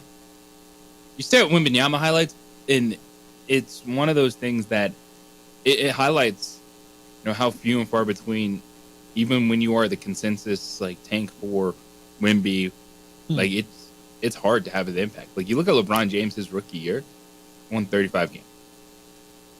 That Cavs team was 35-47. A 19-year-old LeBron James. Nobody remembers that. But that shows you even one of the greatest of the era, him coming in, that's actually really impressive. So for a young dude to lead a team like that. The Spurs, I don't know how they get out of this. They've been so bad for so many years, and Popovich is sitting there doing his thing. They're waiting for this moment to try to find a franchise-changing player. You just watch that team, and there's so many nights where they're not competitive. And this is a bad place to be because Wembanyama, cool story. But when's it going to start turning the corner, paying off for that franchise in a little bit? He's the second youngest player in NBA history to get a triple-double with 10 blocks. Now, there have been 91 overall triple-doubles with 10 or more blocks, right? It was the first one since 2021. Clint Capella did it. But he's just the fourth rookie to record a triple-double that included blocks. The others were Mark Eaton and Ralph Sampson. And you go through the whole thing, and he's already crossed Tim Duncan's career high of 9 blocks in a single game. He's the fourth player in NBA history to record an overall stat line of at least 27 points, 14 rebounds, and 10 blocks with 5 assists. That joins pretty good ones. Hakeem Olajuwon, Ralph Sampson, and Kareem Abdul-Jabbar. He will be that good. He will be. And you and I differed, and you're probably more right than I am. I did think he would make an instant impact. I think we're both right. He's made an instant impact, but they're not, but not team wise. The team I thought the team would be better because he was going to be that good. He has been that good, but the team has not been better. So I think we're both kind of right on that. Yeah, and I love to see them start turning the corner because you look at Wembanyama, then they got to get some veterans on that roster. Will people want to go play there? Great question. I mean, what are they going to do? Are they going to try to be active in free agency? Because they need an impact dude now next year, right? To pair with Wemby, because they have some nice young pieces. They do. If you look at their roster, there's players that say, all right, these can be pieces, but how long? And that's going to be the thing. They're going to have to use some of that to get immediate impact players next year and start building something with Wembanyama. Because they got to get a fascinating player. We'll ask Kenny about it. Kenny Thomas, 11-year NBA veteran and former Lobo great, is going to be with us. Coming up at 9 o'clock, we'll kick it with Kenny. We'll talk to him about this because I think it's pretty fascinating. And how hard is that? I mean, you hear 10 blocks. Well, yeah, dude, the guy's like 8'3". I mean, well, not really. But how hard is it to block the shot when you're that big? And I want to get a perspective. We guy who played 11 years in the league on what that means and how hard that really is. All right, when we come back, I want to get into a little bit of what you sent in regards to your correspondence today. Jeff at sportsanimalabq.com, JJ at sportsanimalabq.com. And on the text line, it's a lot of Lobo basketball who play tonight against Nevada. And Cowboy fan, you now officially have a new defensive coordinator. And we'll get into what that means as the former head coach, who's always been a very good defensive coordinator, is now coming to terms with the Cowboys. We'll do that when we get back. But first, I want to give away 2 tickets to go to the 2024 USA Track and Field Indoor Championships. It is here in Albuquerque at the Convention Center. It is this Friday and this Saturday. You get 2 tickets if you are caller number 2. 2 for 2. 505-246-0610. That's the number. Area code 505-246-0610. Caller 2 is the winner on 95.9 FM and AM 610, the Sports Animal.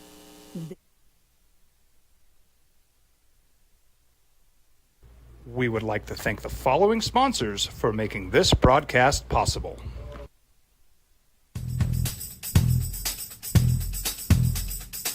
International Protective Services is a proud supporter of ProView Sports and New Mexico Youth Athletics. IPS provides residential and commercial security services in the Albuquerque metro area. For more info, please call 505-897-2420 or visit internationalprotectiveservice.com. I was born in New Mexico. I grew up on these streets. I got in trouble here, and I fought my way back in boot camp. I love New Mexico, especially the people. Now I'm using my training, tenacity, and energy to fight for you. I'm Adam Oki, lawyer, fighter, and New Mexican. I was a local athlete here in New Mexico, so I'm proud to support your local athletes.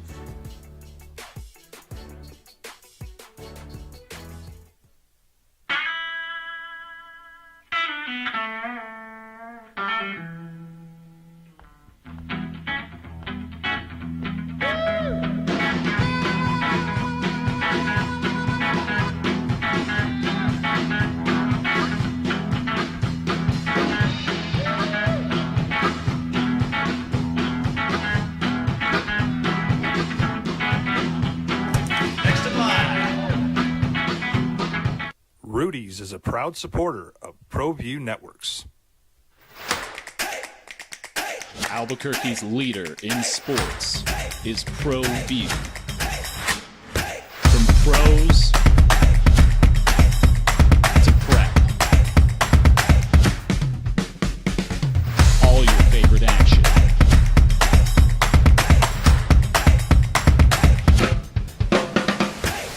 All your favorite talk shows.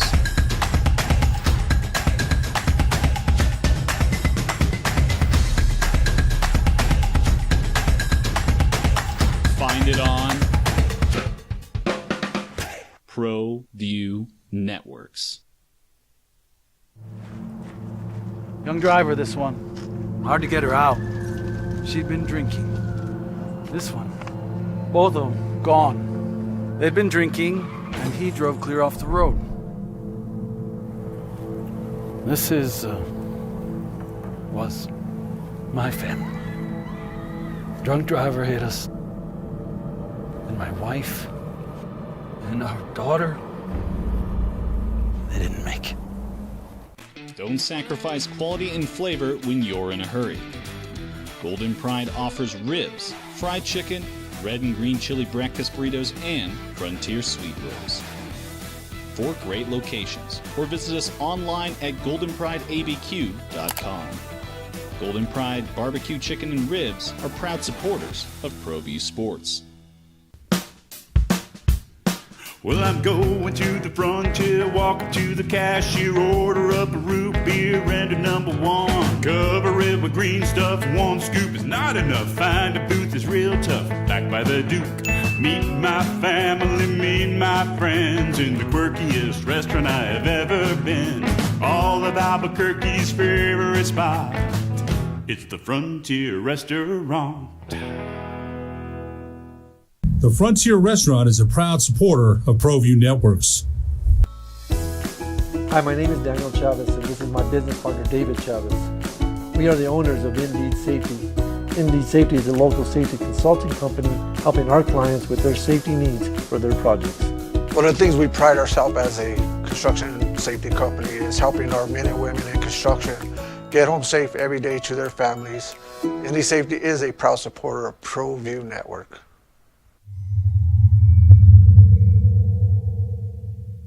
What's going on, Lobo Nation? Ja'Cory Krosky-Miller here, and I'm Devin Dampier. The Lobo football team is going through some changes, but we're here to stay. We'll put in the work on the field and in the weight room, but we'll need your help off the field. 505 Sports Venture is leading the charge in the NIL space, and you can be part of it. Try this shit better than all my intentions. Locked in shorty, you got my attention. CEO, baby, I get you the business.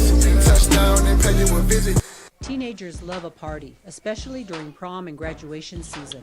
Often, alcohol is involved. Some parents think that hosting a party with alcohol in their home will keep the kids safe, but it's wrong and it's illegal.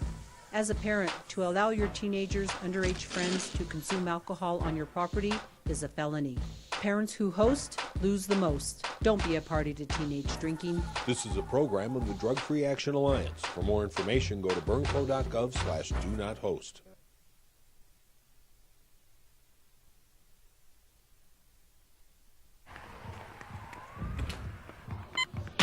These are more than just the sounds of a safe place to go after school.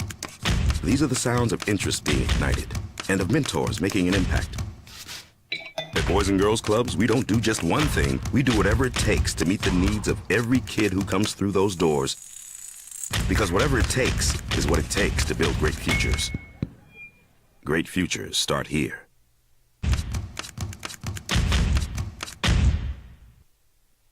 We would like to thank the following sponsors for making this broadcast possible.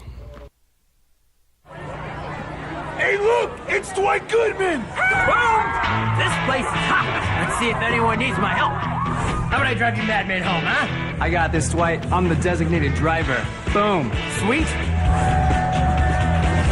Does anyone need Dwight's help getting home tonight? No thanks, Romeo. I've got a taxi all lined up. Drive safe, Dwight. Boom! Boom!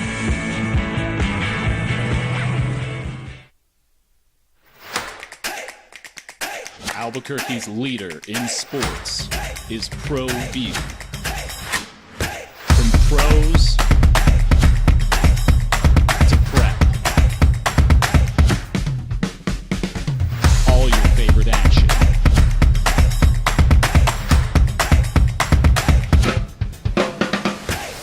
All your favorite talk shows.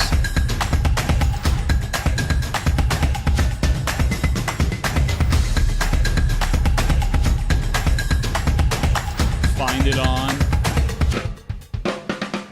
ProView Networks. These days, it's important to know people and businesses you can trust. There's a lot of places where you can buy a vehicle, but there's only a few local dealerships where you'll find honest people who have your best interests in mind. And Fiesta Kia is one of them. We've been helping our neighbors save money and drive dependable cars for years, and we'd love to help you. With new Kias arriving daily, you'll love our selection and the peace of mind you'll get driving a Kia from Fiesta. So stop by and see us today at Fiesta Kia on Lomas, or just start driving now at fiestakia.com. What's going on, Lobo Nation? Ja'Cory Krosky-Miller here, and I'm Devin Dampier. The Lobo football team is going through some changes, but we're here to stay. We'll put in the work on the field and in the weight room, but we'll need your help off the field. 505 Sports Venture is leading the charge in the NIL space, and you can be part of it. Shorty, she better than all my intentions. Locked in, shorty, you got my attention. CEO, baby, I give you the business.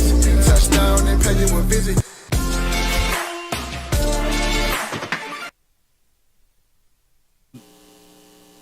By the way, I think he was a good head coach, not a great head coach, not a horrible head coach. He was fine. He was a good head coach. I think he's been a terrific coordinator. And I think this is a good get for the Cowboys. And dare I say, it might even be better. I know Dan Quinn was really good, but I don't know, you guys. I mean, I watched him give up 48 points to Jordan Love in a playoff game, and they got their doors blown off. They weren't great against good teams. I think this can be an upgrade for them. I can't say that. You The can't. dude that just got hired to be a head coach. Yeah, he and did. They're better He did. off. He did. Without him. Yeah, they can be. Yeah. I think it's one that there's the Cowboys, the very end, got a dose of reality. And it's, all right, we like some of the pieces we have, but they weren't an elite defense. They had moments, the numbers were good, but as you said, it's now they have to realize, all right, how do they take a step forward against winning teams? How do they be better when they get that opportunity at home? Because a lot like we talk about Lobo basketball, like, well, you're just blowing people out, you're blowing people out. Cowboys in that division, it's not great. And when you look at Washington and the Giants, those are teams that Philadelphia and Dallas should beat up on. And you should be in position to win your division and then be playing a home game in the playoffs. And you have to figure out how to win that game regardless if you play in the regular season. All right, so we think Dallas is going to be good, and we firmly believe Philadelphia is going to be back, right? Yes. All right. Which of the two teams do you give a better chance to be good next year, if either, Washington or the Giants? New York Giants. Because you know what their quarterback situation is? So you got to believe Washington is going to do something drastic at quarterback, right? Dan Quinn goes in there, whether they're going to draft at the very top, which I think is what they're going to do, right? The number 2 overall pick. Okay, so you put Drake May or Jaden Daniels in that offense with Terry McLaurin and who's the other wide receiver? They got another really good wide receiver there. Johan Dotson, Curtis Samuel. Johan Dotson, who I think should be good. Okay running game, and they should get better. I'm not telling you they're Super Bowl contenders, please. But that defense fell off the cliff. What the Texans did does not happen. But it just did. But it's not going to happen for the Commanders. So that's interesting. Okay, first pick it would be Carolina, so that's not going to happen. That's a really interesting thing. Is there a chance, DC, a team goes Houston Texans style?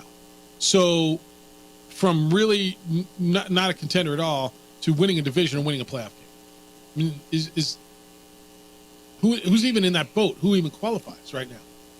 I guess it would be Arizona. It would be, I mean, who even qualifies for that? It would be the Giants, the Commanders, the Panthers again.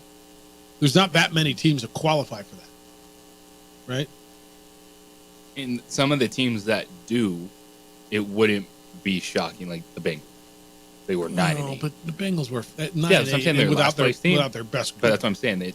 Are the Chargers actually winning games with confident head coach? Man, I think the Cowboys could be better off. I just, Dan Quinn was really good. And I think he goes in there, first of all, makes that defense better. He hired Kellen Moore as his offensive coordinator, right? Isn't that where Kellen Moore ended up? No, he ended up in Philadelphia. Sorry, wrong place. All right, Kenny's here. You want to kick it with Kenny? It's game day. It's a big game day. I'll tell him about my jibber jabber. He might have already heard. I don't know. 505-246-0610, 888-922-0610. Kick it with Kenny next. It's the opening drive on 95.9 FM and AM 610, the Sports Animal.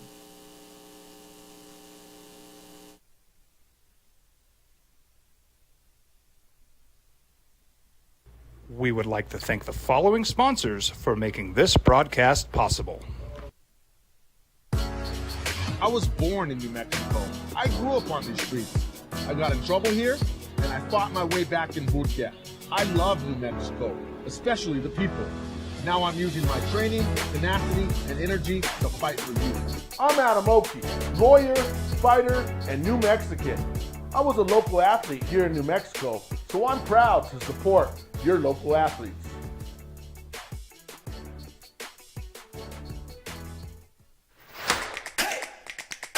Albuquerque's leader in sports is ProView. From pros to prep, all your favorite action.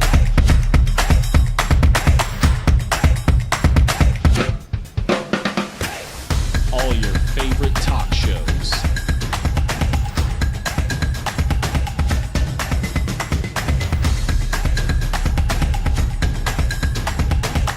Find it on ProView Networks. Teenagers love a party, especially during prom and graduation season. Often, alcohol is involved. Some parents think that hosting a party with alcohol in their home will keep the kids safe, but it's wrong and it's illegal. As a parent, to allow your teenagers' underage friends to consume alcohol on your property is a felony. Parents who host lose the most. Don't be a party to teenage drinking. This is a program of the Drug Free Action Alliance. For more information, go to burnco.gov/do-not-host.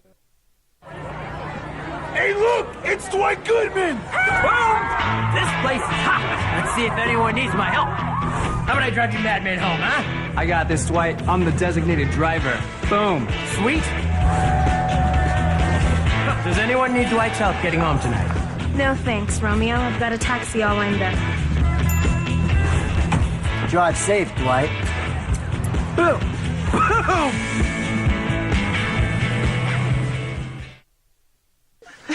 Boom! Seriously? You expect me to drive while you aren't wearing seatbelts? What's the worst that can happen?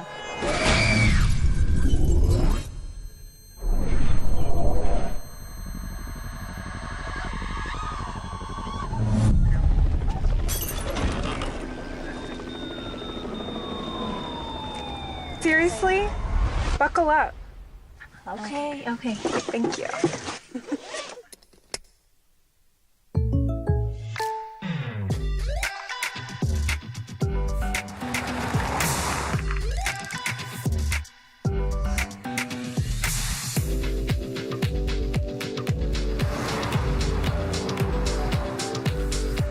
For your surprisingly great rates, contact your local State Farm agent today. If you want the real deal, call State Farm agent Marty Size in Albuquerque today. Like a good neighbor, State Farm is there. For your business or your home, Valley Fence stands alone. We're number one in New Mexico for a reason. It's the best fence you can own. Proudly serving New Mexico for over 50 years. At Valley Fence, the difference is clear. No fence too big, too small, or difficult. We handle them all at Valley Fence Company. NBA veteran, former Lobo great, name all over the record books, the leading rebounder in the history of UNM basketball. What's good? Bringing gifts. I love it. Thank you for the gifts. Come on, man. I gotta take care of you guys. You guys take care of me. Only thing I did was bring them a couple KT hats, you guys. Yeah, It's no big deal. And we appreciate that. And it was good to see you. The wine tasting went pretty well the other day. Yeah, it was really good. The Boys and Girls Club, a generational empowerment. It's up north. Last year I went up north and had that golf tournament, JJ. That's what's on that, which is cool. But yeah, another wine tasting went bad, except for the fire alarm, to where they had to have all the employees get out of the building. The day of the game this weekend, this past Lobo game at the pit. Yeah, so that kind of set things back a little bit. But yeah, I was able to see some people that I knew, and some people came over, and I was over there for maybe about 20 minutes. So That's good to see you. Well, we kind of hit when you were there. It was good. Yeah, man, I had to top you guys off with some more wine. You kidding me? You're my guy. We bought some Kenny Thomas wine. Just so you know, we bought a glass of what Kenny Thomas wanted. I appreciate that. Audra though. dripped the drawstring from her hoodie into it, and then it kind of painted the front of her sweater. Now look, and I brought her a whole nother bottle. she'll promise she won't drop a drip. Hey, I want to read you something. Drop a drip. That sounded cool, bro. This is a big game tonight, isn't it? I mean, this is a big week for Lobo basketball.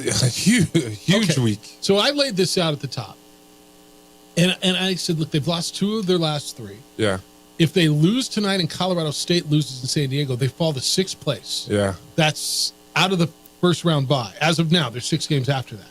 That they are on the bubble. That Jerry Palm from CBS Sports has them as the first team out. Joe Lenardi, ESPN, has them in the last 4 in. So that's crazy on the bubble. Right, at 19-5. So I said it's a really big game. So I get a text from Mud who says, calm down, jibber jabber Jeff. I know Mud. Do you? Yeah. He's a clown. Yeah. He is.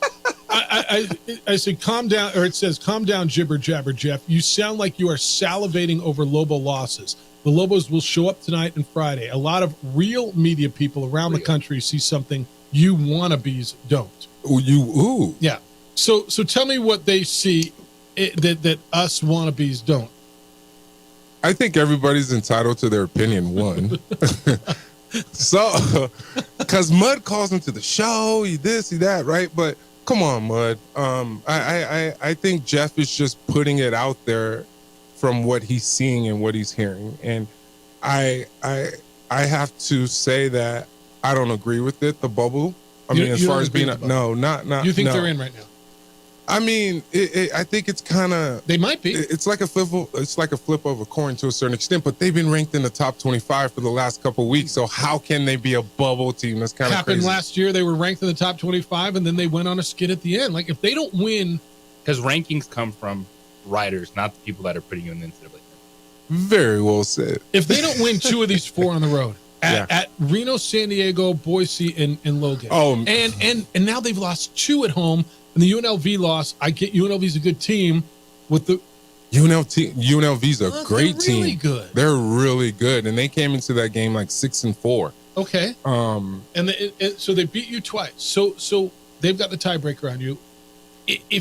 You tell me what the resume is. 19-5. They beat 2 really good teams at home. Yeah. And they don't have a road win. That's what it is. Well. That's all I'm saying. In the moment the road. right now. Yeah. I mean, let's just keep it real. I want them to get in. It's fun covering teams that win. Yeah. I think they're good, and I think if they get in, they can make some noise. But it's one of those things to where I'm just going to go back to it. They have to win on the road, and they haven't been very successful at winning on the road in conference because the conference is so deep. And then you just name San Diego. I mean, they got Nevada, San Diego State, and those 2 teams are playing some really, really good ball. And obviously, Steve Alford, he's going to change some things up based off of what he's seen like the Utah States or the Boise States do, which is the pack the paint. I would and force the Lobos to beat you on the outside. Not that they're a bad shooting team, but the way things have gone down the stretch has not been that well when it comes down to the backcourt on the perimeter. And one of the things that doing this, and we were talking about it every day, and especially from a fan standpoint, like you're living in the moment. And after the game Saturday night, I got a lot of feedback, and I know I was listening to you guys too on the radio about people that. Thank you. Of course, I was listening. You and Brandon driving home from the pit. It's people that look at House and Mashburn. Right, they had a bad shooting game, but then they say, Richard Pitino's not holding these guys accountable. Richard Pitino needs to step up, and then it's like, well, how do you balance the fact that you love them when they won 5 games in a row, and now all of a sudden there needs to be a dramatic change just because of this moment? See, what people don't understand, like they see, obviously, I think they went like 4 for 30 or something like 7 that. 7 for 30. Yeah. And people see that alone. There was turnovers down the stretch that should not have happened and lost possession. You got to think about their turnovers. You got to think about UNLV points in the paint. It was like 48-26. We're used to seeing it flipped, right? So what does that tell you? The Lobos weren't getting in the paint to where they're successful. And then when they did get in the paint, I felt like they were too far in the paint because they didn't have a way to get it to the bigs because of UNLV's length. So I feel like there should have been a lot of more mid-range pull-up shots opposed to trying to get all the way to the basket. Kenny Thomas is in. We're kicking it with Kenny, the 11-year NBA veteran and former Lobo great, still the all-time leading rebounder in the history of Lobo basketball. That's not going nowhere, man. Over 1,000. That's right. I'm just talking crap. I have no clue. Can I ask you a question about People that? think I care about these records, man. All right, but it's not even the record. I asked JT the other day. I was watching Lobo basketball the other day, and I didn't want to get lost in the moment.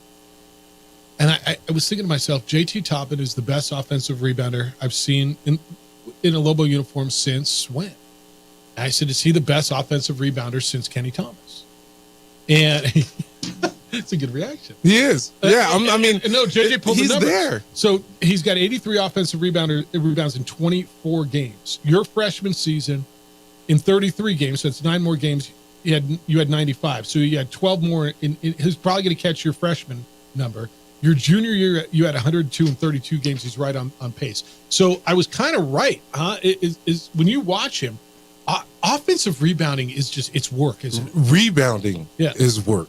I made a living off of rebounding in the NBA and playing defense, right? And good for JT. I mean, you guys got to understand, I think I've said this before, like I reach out to him on Instagram, right? Like if I see something like Mountain West Freshman of the Week or he's close to breaking my record or he breaks my record, I tag him. Well, it's not even about the number. What do you think about him as a player, though?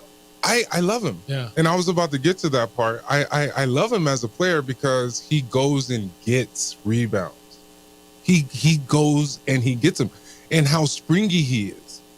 So, I mean, I'm not trying to compare JT to me or vice versa, but JT's playing some great ball, man. It's going to be interesting to see how Pitino is going to incorporate him more next year, because I feel like it should start maybe on the inside a little bit more opposed to outside.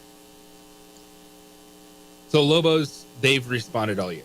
They haven't lost back-to-back games. Now this is a different challenge. It's not like you're on the road against a good basketball team in Nevada. How do they kind of turn it defensively, get back to what they were doing against this Nevada team tonight? Well, when the Lobos are pressing, like they're like not pressing full court, but when they're like pressing, like overdoing it, they have a tendency to concentrate on the offensive end first.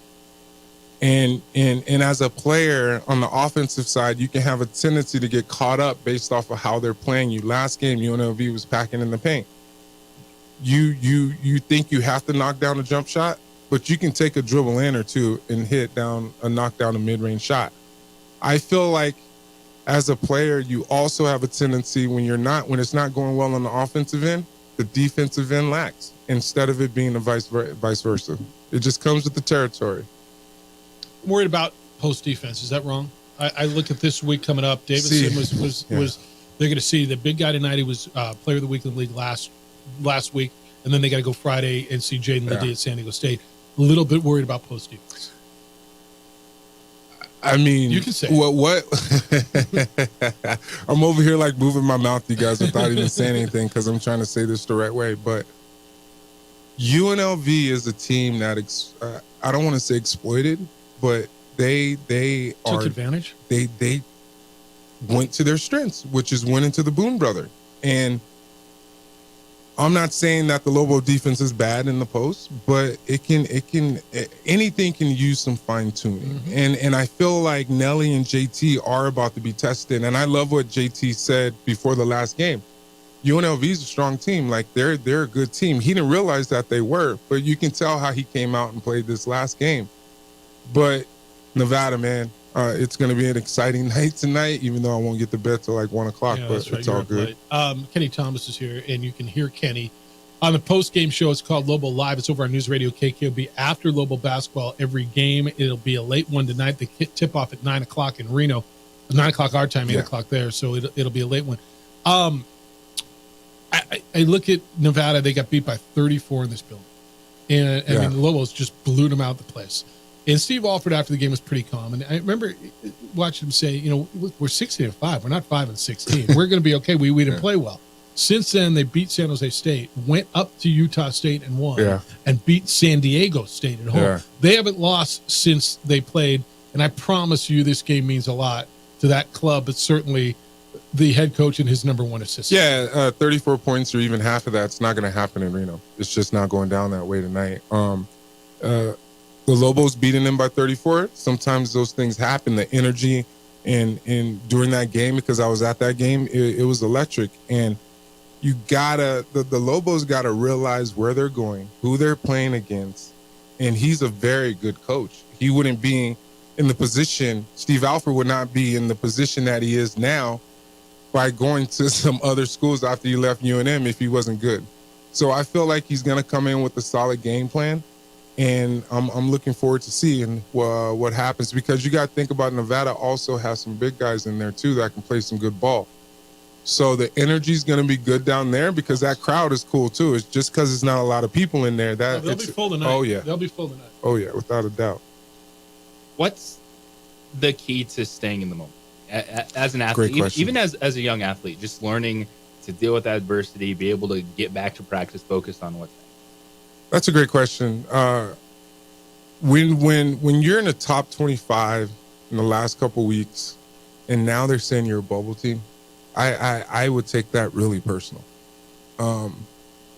There's no way that they should just accept something like that and come out flat tonight. You should come out with all kinds of energy, starting on the defensive end. Hopefully Patino's going to use his bench a little bit more, to where those guys in the UNLV game, they looked a little tired, like the first starting five to a certain extent, especially in the backcourt. But I feel like Mashburn is going to come out and he's going to have a good game. Remember I said that. Mashburn's going to have a good game tonight. When you say use the bench more, what would you like to see? True. Yeah. Baker, maybe get a little bit more minutes, because they do come in and bring a certain amount of energy. I feel like they are playing great defense, and they have been knocking down shots and playing with the right attitude as far as attacking the basket when they do get in. He's playing Amsil, True, and then Baker got 8 minutes the other night. What about, does Mashila do anything for you? Okay. Yeah, but he's not in the rotation right now. Right. And you got to think about Amzil, right? He shot bad the last game. So what do you do when you shoot?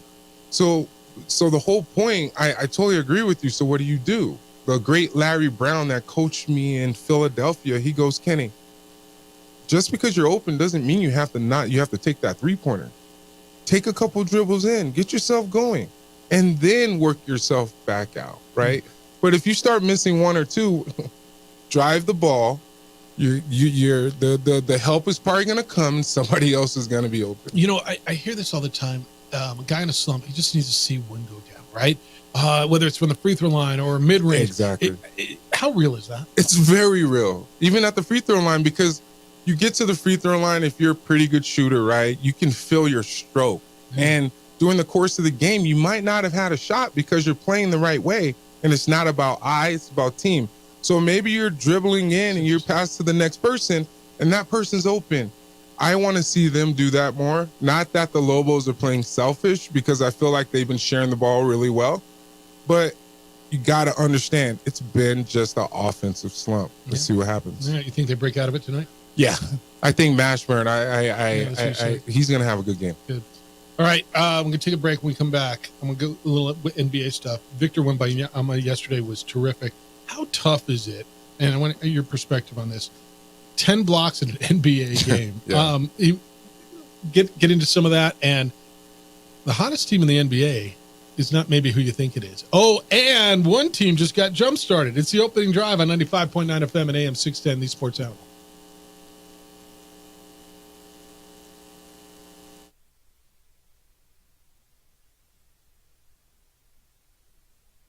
We would like to thank the following sponsors for making this broadcast possible. What's going on, Lobo Nation? Ja'Cory Krosky-Miller here. And I'm Devin Dampier. The Lobo football team is going through some changes, but we're here to stay. We'll put in the work on the field and in the weight room, but we'll need your help off the field. 505 Sports Venture is leading the charge in the NIL space. And you can be part of it. You make my heart better. Shorty, she better than all my intentions. Locked in, shorty, you got my attention. See your baby, I get you the business. Touchdown and pay you a visit.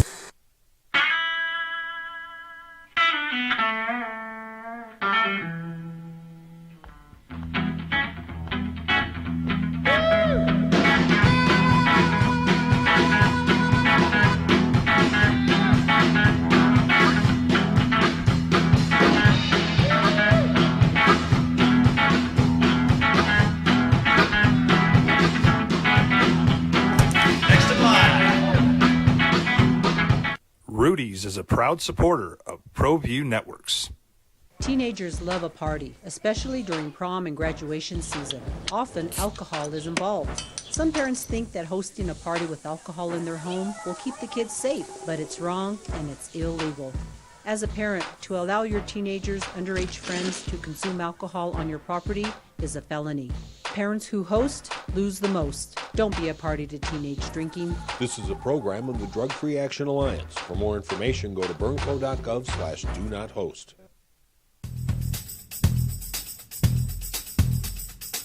International Protective Services is a proud supporter of ProView Sports and New Mexico Youth Athletics. IPS provides residential and commercial security services in the Albuquerque metro area. For more info, please call 505-897-2420 or visit internationalprotectiveservice.com. Don't sacrifice quality and flavor when you're in a hurry. Golden Pride offers ribs, fried chicken, red and green chili breakfast burritos, and Frontier sweet rolls. 4 great locations, or visit us online at goldenprideabq.com. Golden Pride Barbecue Chicken and Ribs are proud supporters of ProView Sports. We here at Clark's Pet Emporium welcome you to bring in your pets. We know that having your pet with you makes the experience of shopping for them even better.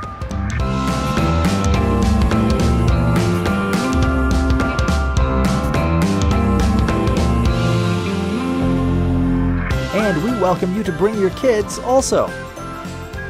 Clark's Pet Emporium, your pet's second best friend.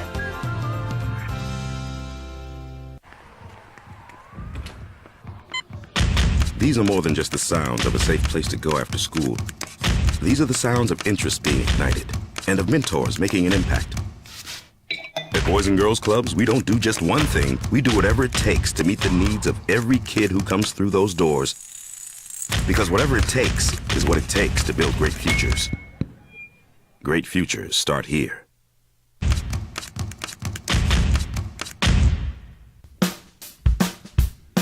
Well, I'm going to the frontier, walk up to the cashier, order up a root beer and a #1. Cover it with green stuff, 1 scoop is not enough. Find a booth is real tough, back by the Duke. Meet my family, meet my friends in the quirkiest restaurant I have ever been. All of Albuquerque's favorite spot, it's the Frontier Restaurant. The Frontier Restaurant is a proud supporter of ProView Networks. I was born in New Mexico. I grew up on these streets. I got in trouble here, and I fought my way back in boot camp. I love New Mexico, especially the people. Now I'm using my training, tenacity, and energy to fight for you. I'm Adam Oki, lawyer, fighter, and New Mexican. I was a local athlete here in New Mexico, so I'm proud to support your local athletes.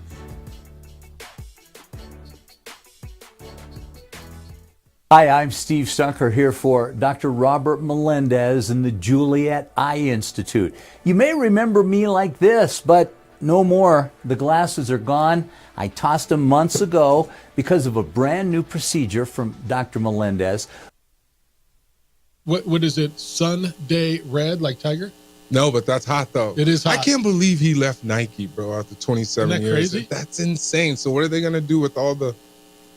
I'm like, do I throw my Tiger Woods gear away? You still wear it, but now it's the classic throwback. But Sunday Red is going to be like the hot new thing, man. That's pretty cool. It is and it cool. launches May 1st. See, Yeah. I'm already on top of that. Taylor And I can't made- wait to see him watch this week. Yeah, he's playing in his- Riviera this week. Yeah. His Genesis tournament this week. He's playing Riviera this week, and the numbers are going to go up, and everybody's going to watch golf. I think people surprised I actually know my golf a little bit, right, Jeff? No, you know your golf. He's got a big left-handed swing. Yeah, I'm working on that thing. Yeah, I gotta a get little loopy. At some point in right time, to I left. need to take some lessons. Call a guy Nick Nate. Like the amount of people you know Yeah. in the golf world, and I'm still here hacking it up. So much. You just got to take the time and go out. That's probably how Jeff got the Mexico Bowl, probably on the golf course. That's 100% how I got it. 100%. That's how I keep it. Hey, Victor Wembanyama last night. Beast. 27 points, 14 rebounds, 10 blocks. Second youngest ever to record a triple-double with 10 blocks. How hard is it to block 10 shots in an NBA game? Even, I know he's 8'5", but whatever. Man, like you said, he's 10 foot 10 or something like that, 6 right? foot 40. But the nice thing about it is like he's 19, I think, 18, 19 years old, and he has Popovich. That's the best thing that could have happened. Work with me on that, because JJ mentioned this earlier, right? You got this unbelievable young player, and Pop's just sitting there. They're the worst team in the West. Yeah, he doesn't care. Who doesn't care? Pop doesn't care right now. Why? He's on a mission. Watch what Pop does in a couple years. All right. So he's gonna build around that kid. Yeah. And watch him add the right pieces. So who needs JJ? What were you saying? You need veterans in there. Like, what do you think? What's because you're right. I think when someone is hyped up like that, we just expect them to come in and play. And even you look at LeBron, 35 and 47 as a rookie. Yeah. That was LeBron James. Now this dude is, I think, even younger, or right around there when LeBron came in. Yeah. What's the fair of letting this dude get accustomed to NBA life, and then when do you try to maybe add some older guys around? See, I didn't even think he was gonna be ready right away because he's so thin, right? Because the NBA is physical. Not. It's not as physical as it was when I played. So it's right up his alley. He plays on the outside. He can put the ball on the floor. There's not anything that he really can't do. Once he gets physically ready from the standpoint of getting a little bit more bulky, which Pop is going to do too, because that Spurs organization is unreal and they know how to win.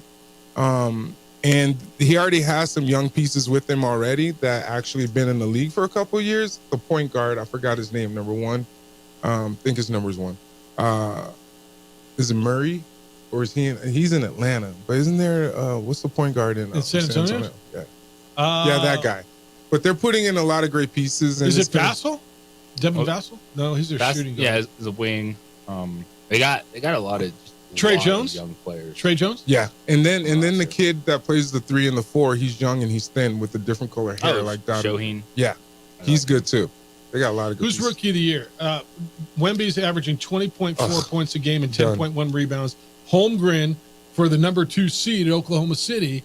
So you got one guy who's on the worst team in the West, another fighting for the number 1 seed. Holmgren 16.8 and 7.5. It's going to be interesting to see how that goes because that win and loss has a huge factor. Doesn't it rookie of the year as much as like MVP it does, coach of the year it does, rookie of the year does it? Does it what? Matter, wins and losses? It's good. I think it does. Okay. I think it does because it goes back to the Lobos, right? Them being on the bubble, wins and losses, right? They were really on the bubble.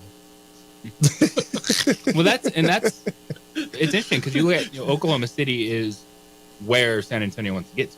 You can talk about Chet Holmgren, but he's playing with the second favorite to win MVP this year, and Shai Gilgeous-Alexander. And keep in mind, the last Oklahoma City, OKC just got good the last couple years. So I think the previous 3-4 years they were still rebuilding, basically like San Antonio. But keep in mind, Popovich is a beast. All right. If you look, like a lot of people write about now, Super Bowl just ended. All right, now they start looking at the NBA, right? Maybe a lot of people, but there's people, okay. Yeah, you got All-Star Weekend coming up this weekend. All right, too. so if you just now start getting acquainted with the NBA, and you look at the standing, you say, wait a minute, wait. Minnesota and Oklahoma City are number 1 and 2 in the West, and New Orleans is 5, and then in the East, Cleveland is number 2. Yeah. Cleveland is been the hottest team in the league. They 9-1 in their last 10. They lost last night. They had a 9-game win streak broken. And the Warriors got hot. See, the Warriors, I've been saying this whole year, even when Draymond was out. I think even when we started, I think I told you guys, the Warriors are going to go on a run. They don't even have Steve Kerr there. Steve Kerr went overseas for the funeral stuff with his assistant coach, and they still intact, right? So you would think there would be some fall off there because Steve Kerr's gone. And then you got Klay Thompson talking about now he'll take less money last night. But he said he'll take less money. He did say because he wants to stay. He went 11 for 19 last night, had 26 points, led them in scoring. The dude who was on the bench at the end of the game just a couple weeks ago. He ain't going nowhere. And Klay is a splash brother. I wanted to ask you this the other day, and maybe I did. Is he done or was he in a slump? No. The NBA is all about slumps, and it's about how you come out of them. It's not always about scoring. even though he's a scorer. What else was he doing? People don't see the other parts that go on in the games unless you know the game. I listen to so many of these talking experts that tell me all the time, it's so hard to see. He's a fading superstar, and it happens to everyone. He's an aging superstar, and he's at the end, and he's no good, and all this stuff. And I'm like, I'm not ready to accept he's done. Now, I know he's oft injured, right? And he's, older for an athlete. But I look at this whole thing. He's 34 years old, guys. This is normal for Clay to a certain extent because he goes through slumps just like everybody else does. But his is put in the forefront because I think he's expected to do more, obviously. But he's a key part of their whole dynamic of how they go on this run. Because it might be Clay one night, it's always going to be Steph. But it might be Clay and it might be Draymond, but they got a nice little bench over there that comes in and helps and supports. I think with Klay Thompson, too, it's the major injuries he overcame. Yeah. And so he has that on him. And what they were able to do that last championship, probably their best one. And that's a psychological thing, too, because when you come back from being off a year and a half, like, I have never been through that, but I don't know how that would affect me mentally. And then like Paul George, same thing. Right? Like in Indiana, he was out for in that Olympic trial when he bent his leg the wrong way. Yeah, and then here he is. He came back, and he was a little timid when he came back, but now he's playing on a high level for the Clippers. What about Cleveland? Oh my God, Bickerstaff. I played with him in AAU growing up, and he's doing a great job. Yeah. His dad Bernie was a coach in the NBA when I played. Yeah. JB's pretty good. Boston at the top, Cleveland, Milwaukee, the Knicks. Brunson. Look, and they made some moves. They think their time is now. Yeah, it is. They got a nice. The Knicks got some pieces, man. You got Brunson playing at a high level. Just saw him being emotional a couple weeks ago when he got named to the All-Star game, and good for him because his dad's good people. I know Rick pretty well, but the Lakers, man, hey, don't count them boys out either. If they're healthy down the stretch, you think those two, and then they just made the signing this week. They brought in the Dallas guy, the Dallas kid. He's a guard. I think he plays Dinwiddie. Spencer Dinwiddie. Yeah. Played Washington. Dinwiddie? Yeah. No, Spencer Dinwiddie played at Colorado. I knew, it was a Pac-12 school. Yeah, that's a good signing for them, don't you think? I mean, I don't know what puts him over the top or not. He's good. Yeah, he's more stable than D'Angelo Russell. Yep. Like he's not going to go out there and say, hey, I need to score 20 points. Yep. And play that classic point guard position. And that's, when a team like the Lakers, everyone's like, oh my gosh, trade deadline, you got to trade LeBron this shot. No, it's post-trade deadline. You add veterans to that team. And it's what you said. They get into the playoffs, they're going to be fine. Yeah, they're going to be. I feel like the Lakers are probably going to come in like around that 9-10 mark. So right now, your first play-in, play-out game, 9-10, is Warriors-Lakers, which was a classic 2 Saturday nights ago. I don't know if you guys caught that on ABC. I didn't see it. But, I mean, if I said to you right now, Lakers-Warriors 9-10 game, who you like? It's going to be in L.A. Right Warriors. Now. You got the Warriors. You got the Warriors? Warriors. I would. Because of that boy. Did you see the shot he made to win it? Yes. Saturday night? Yes, behind the basket, the way they showed it, and it was nothing but net. Like it was like effortless. After the Louisville game, we went to get dinner, and we walked into a establishment, and my daughter, I said, oh, look at that. There was 3.4 seconds to go. Warriors down by 1. I said, they're going to get it to Steph, and he's going to hit a bomb from almost half court. Boom. How'd you know, Dad? And Audrey was looking at it. She's like, I just love watching Steph Curry.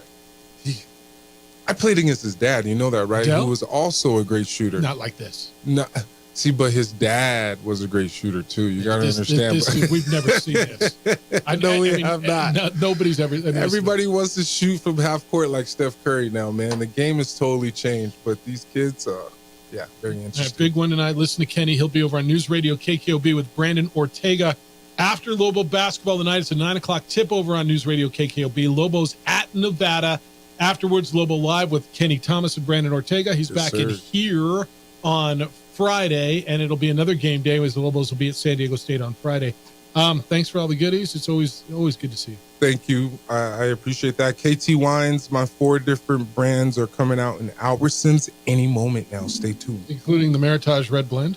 Yes, sir. Yeah, Audrey likes that. And then the Cab. Yeah, that's the one that kind of painted the sweatshirt. Yeah, but don't let her paint that. She needs to consume that. I'll put those in regular wine glasses and take away the strings on the hoodie.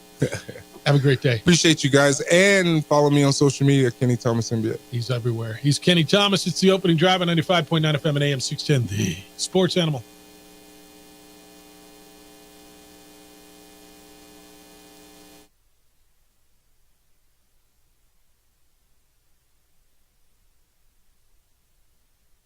We would like to thank the following sponsors for making this broadcast possible.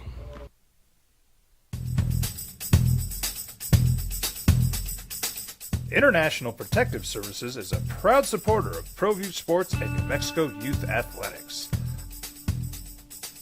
IPS provides residential and commercial security services in the Albuquerque metro area. For more info, please call 505-897-2420 or visit internationalprotectiveservice.com.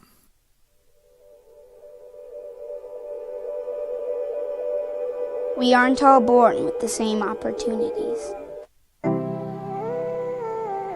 But it's the people who care that change everything. Get ready, Sprout, get ready!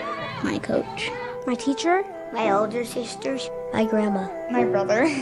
My tutor. My dad and my mom. As New Mexicans, it's up to all of us to do our part. So that no child goes without love. And no family has to do it all on their own. They're all our children. Every single person is called to make a difference in the life of a child. It's up to all of us to do our part. To pull together. Pull together. Pull together. To make New Mexico the best place to be a kid.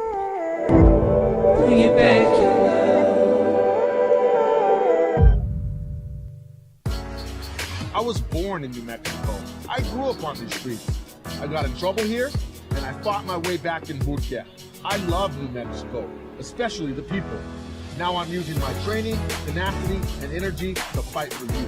I'm Adam Oki, lawyer, fighter, and New Mexican. I was a local athlete here in New Mexico, so I'm proud to support your local athletes.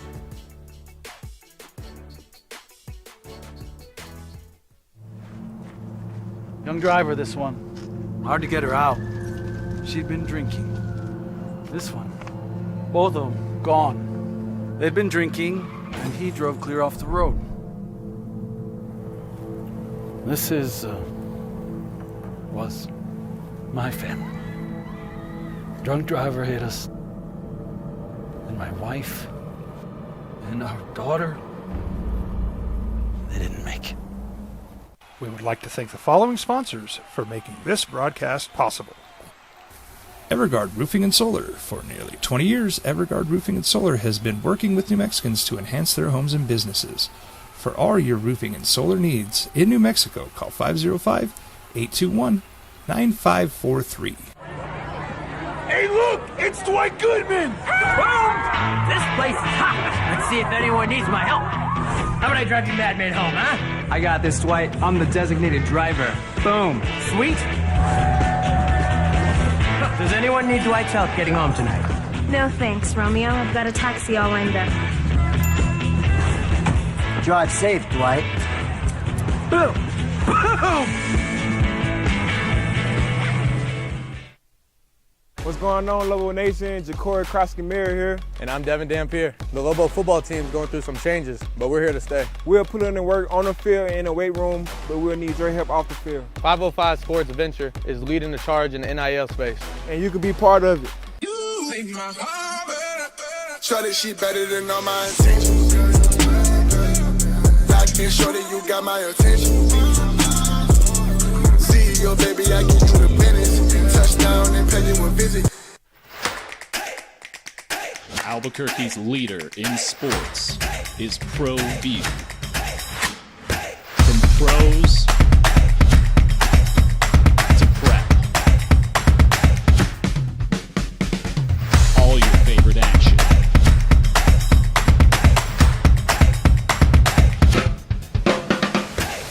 All your favorite talk shows.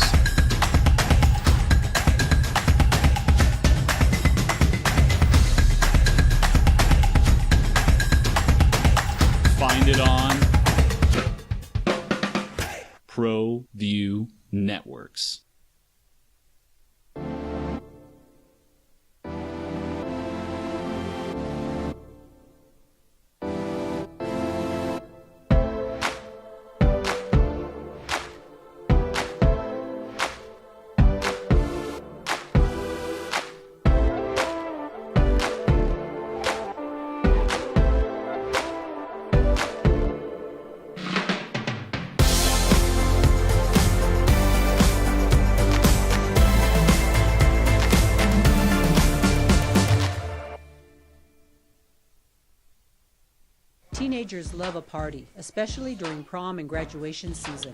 Often, alcohol is involved. Some parents think that hosting a party with alcohol in their home will keep the kids safe, but it's wrong and it's illegal. As a parent, to allow your teenagers' underage friends to consume alcohol on your property is a felony. Parents who host lose the most. Don't be a party to teenage drinking. Basketball, and I asked Kenny straight up. I mean, it was JT Toppin. How do you look at it? This text line says JT is the best since Kenny Thomas. I remember being amazed at how high Kenny Thomas could get that large body off the floor. I should have read this to him. Powerful, quick, and strong. Yeah, Kenny was really good. That was 25 years ago. JT's pretty good. This one says Danny Granger. Is JT a better offensive rebounder than Danny Granger was? I kind of think he was. I don't know what the numbers will tell you, but I kind of think. Now, Danny Granger was a better all-around player. JT may turn into that. JT's a freshman. Danny Granger came here as a transfer from Bradley and then played himself into the NBA. Lottery. Yeah. We're talking about Deion Thomas, the guard for UNLV, who has reclassified that if he didn't, he'd be playing high school ball right now. And I said, I hate to think this way, but where will he be next year? This is Deion Thomas is a Vegas kid. His dad played for UNLV. He will stay at UNLV till the NBA, in my opinion. It's from Rob. It would behoove them. Yeah. How do the Niners do next year is 100% about whether or not how much Brock Purdy improves. Fair. You talked a little bit, DC, about the Niners cap space and their problems. You want to dive into that a little bit more? You give me a lot of data here that I'm kind of filing through. But the bottom line is, even though they, even though they're not paying their quarterback anything, it looks like they have $570,000 in cap space. Is that all they have left? Yeah, their is that cap how I read situation. this? Yeah, it's a total mess. On Monday morning quarterback, they kind of talked about it being impossible for the 49ers to fill their 2024 roster against the $240 million cap, and that's based on the fact that I guess 8 of the players are over $20 million on the cap hit. So they're in a situation where the contracts are catching up with them a little bit, and that's with their quarterback making nickels. Correct. Which is crazy, right? So George Kittle, Fred Warner, Eric Armstead, Deebo Samuel, and Trent Williams are all over 20. Trent Williams making 31.5 next year on the cap hit. Deebo Samuels will count for $28 million against it. Eric Armstead, $28 million. Warner, $24.5, and George Kittle, $22. Yeah. So of those 8 players, that makes up for $198 million of the $240. So the rest of you get $60 million to spread across the rest of the 50 dudes. Yep. That's the situation they're looking at. And your quarterback is making them. Well, what's McCaffrey making? I think he's listed as 14. Yeah, McCaffrey's listed next year as $14 million against the cap hit. His base salary next year is $1.125 million. Can that even be right? So the rest would be like bonuses and $10 million signing bonus, $500,000 roster bonus, $3 million option bonus. Counts for $14 million against it. Oh no, that's not right. That was Bosa I was reading. $11 million base salary next year, but he counts for $14 million. Yeah, they're in trouble in some respects as far as keeping the whole thing together, JJ. Which is crazy when you think about the year after when they're actually going to have to pay their quarterback. And I don't know what they're going to have to pay him, but it sure as hell ain't going to be under $1 million. It won't be under $1 million, but this is how you find out who knows what they're doing and who doesn't. You staying consistent. Like Patrick Mahomes isn't making pennies, but they drafted, they developed, and that's what San Francisco has to do. San Francisco has done well in that regard, and they went out and they tried to add some luxury pieces, and now you navigate through that world. Go to work, John Lynch. Yeah, go to work. Dan, good morning. You're on the Sports Channel. What's up, Dan? Hey, how you doing, fellas? Hey, listen, I just want to talk about the Super Bowl, and everyone's talking about that overtime. We all watched the game. You know what I saw? I saw San Francisco go down the field, kick a field goal, and take the lead in overtime. And then you know what I saw? The San Francisco defense give it up. Okay? It's not Kyle Shanahan. It's not Brock Purdy. It was the San Francisco defense. They held them all game, and they couldn't stop them in the last drive to go all the way down the field and score a touchdown. They couldn't stop them. And the one thing about Patty Mahomes, man, this guy's Michael Jordan. He's not Tom Brady. He's Jordan. What do I mean by that? He is going to deny that all those AFC quarterbacks the chance of getting in a Super Bowl. Josh Allen, Lamar Jackson, you name them, he's going to deny them. And the same in the NFC.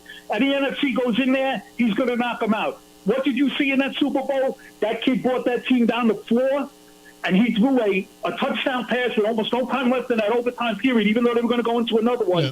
It reminded me of Jordan throwing up a 3 with no time left on the clock and stunning everybody in the place. And that's who Patrick Mahomes is. Don't kid yourself. It's the Kansas City Chiefs and everybody else. But the San Francisco 49ers played one hell of a game. It was Ali Frazier all over again in football. They have nothing to hang their heads down. But the problem is you're running into Patty Mahomes, and everybody needs to get that through their thick skulls. Anyway, fellas, have a good one. We'll talk to you soon. It's so good. And Dan, you guys heard me say this yesterday. How many quarterbacks, how many good to great players are not going to win championships because of Patrick Mahomes? And did I say to you yesterday, and I got a text I put out on Sunday, Patrick Mahomes equals Michael Jordan, that there are going to be so many great players, good players, who don't get to lift a trophy because that dude's in the way. And we had this conversation, LeBron, I said, is there was a comparison, Mahomes' first 6 years to Brady's. We compared LeBron to Michael. DC, you brought this up, and I heard this the other day. There's another great comparison. It's Tiger Woods to Jack Nicklaus. Tiger Woods early in his career, and Jack Nicklaus was another really good comparison. But I think Dan is dead on. It's what I said yesterday. Mahomes is kind of like Jordan in the respects that he's that good. The guy, yes, what he did again was Jordan-esque. And there are going to be really good players who don't get to stand on that stage and feel the confetti. And that doesn't mean they're not great, but this dude's going to be in the way. What's insane is we just did this. I know. We just did Brady. this with Tom Brady. Yeah. It's the same exact thing. And it's happening again with Patrick Mahomes. So, we're like, oh, my gosh. We just did this for 23 years. And we're going to do it for, at least another 10 with Mahomes. And who knows how many years he can tack on at the back end of all these good quarterbacks that didn't win any. When Tom Brady was there. Yeah. And hold them out of Super Bowl appearances or beating teams. How many more would in the Peyton Super have Bowl? won? Yeah. And now it's just, here's Patrick Mahomes picking up where Tom Brady left off. No, it's nuts. And I said this to you the other day. And it's what you said. I'm sorry to cut you off on this, but I just want to reinforce. I understand in sport, and we're talking about it, and fans, and you always want to try to get better. Sometimes you just get beat. You talk about it. There's good quarterbacks. There's quarterbacks that are playing their greatness that they don't need to change anything. It's just there's someone that's just that much better than everyone else. I gave you 7 names the other day, right? I said to you, Josh Allen, Tua Tagovailoa, Lamar Jackson, Joe Burrow, Justin Herbert. I think we threw C.J. Stroud in there and Dak Prescott. So 7 dudes. Over, under, will they win 3? What would you say, 3.5? When we had it at 5, we did it 2.5. Well, we put 7 guys. How many trophies will those guys? 7 guys, the guys you think are the best quarterbacks in the league right now. And that doesn't include, Justin Fields or Jalen Hurts was probably in there, right? Jalen Hurts, over under 3.5 rings. And the easy answer, well, over. All right. I mean, figure they're there for 10 years. Figure Mahomes there for another 10 years. Somebody else going to sneak in and win one. Aaron Rodgers or Baker Mayfield may win one. Somebody else going to sneak in and win one. Brock Purdy kind of a thing, right? Brock Purdy damn near won one. Well, and a lot of it right now too, it's an overload with AFC quarterbacks. Well, that's right. Which means, realistically, I just go AFC. Allen, Tua, Lamar, Burrow, hell, throw Deshaun Watson in there, C.J. Stroud, Anthony Richardson, Trevor Lawrence, and Justin Herbert. So I just gave you 9 dudes. 6 of them aren't going to win a championship. Yep. And maybe more. Right? 6 of those dudes will not win a championship and maybe more. And you'd say, well, they're all really good. I mean, every one of them. Allen, Tua, Lamar, Burrow, Deshaun Watson, C.J. Stroud, Anthony Richardson, Trevor Lawrence, Justin Herbert. They're all really good. Hell, most of them probably will never make the Super Bowl, right? Joe Burrow already has. Those are 9 AFC quarterbacks that have Patrick Mahomes in the way. So only one of them gets to every year over the next 10 years, right? You figure they each have, 10 years? 11, 12, 13? Insanity, right? But that is the reality. It's the opening drive on 95.9 FM and AM 610, the Sports Animal.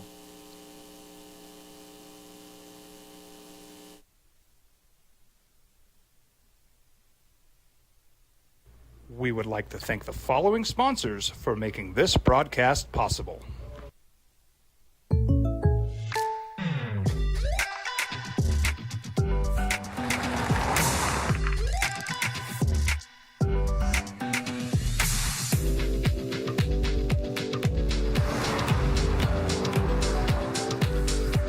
For your surprisingly great rates, contact your local State Farm agent today. If you want the real deal, call State Farm agent Marty Size in Albuquerque today. Like a good neighbor, State Farm is there.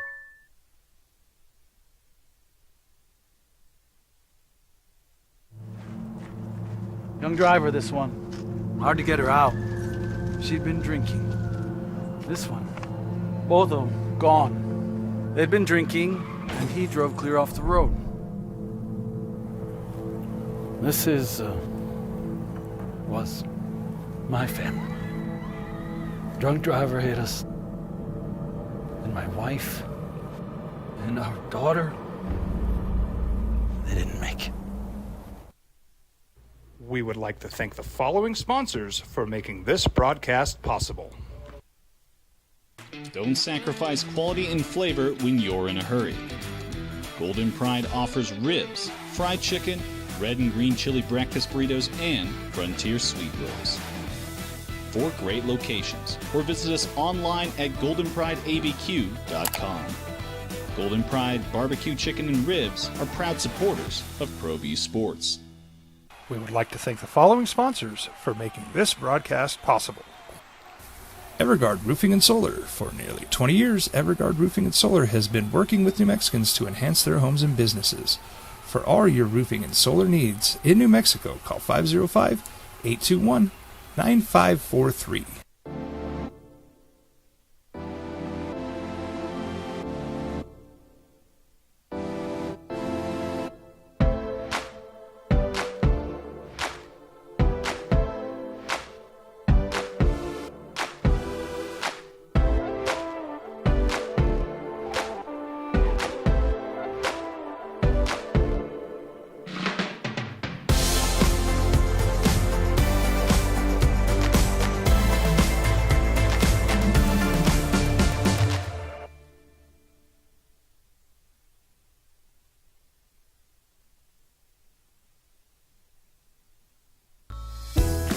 Hi, my name is Daniel Chavez, and this is my business partner, David Chavez.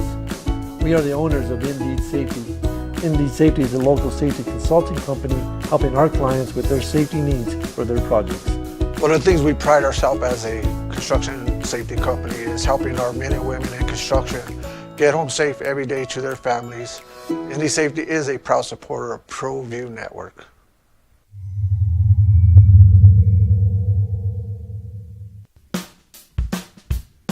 Well, I'm going to the frontier, walking to the cashier, order up a root beer and a #1. Cover it with green stuff, 1 scoop is not enough. Find a booth is real tough, back by the Duke.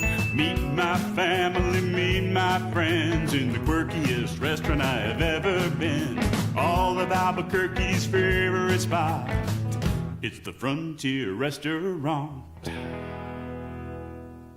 The Frontier Restaurant is a proud supporter of ProView Networks. For your business or your home, Valley Fence stands alone. We're #1 in New Mexico for a reason. It's the best fence you can own. Proudly serving New Mexico for over 50 years. At Valley Fence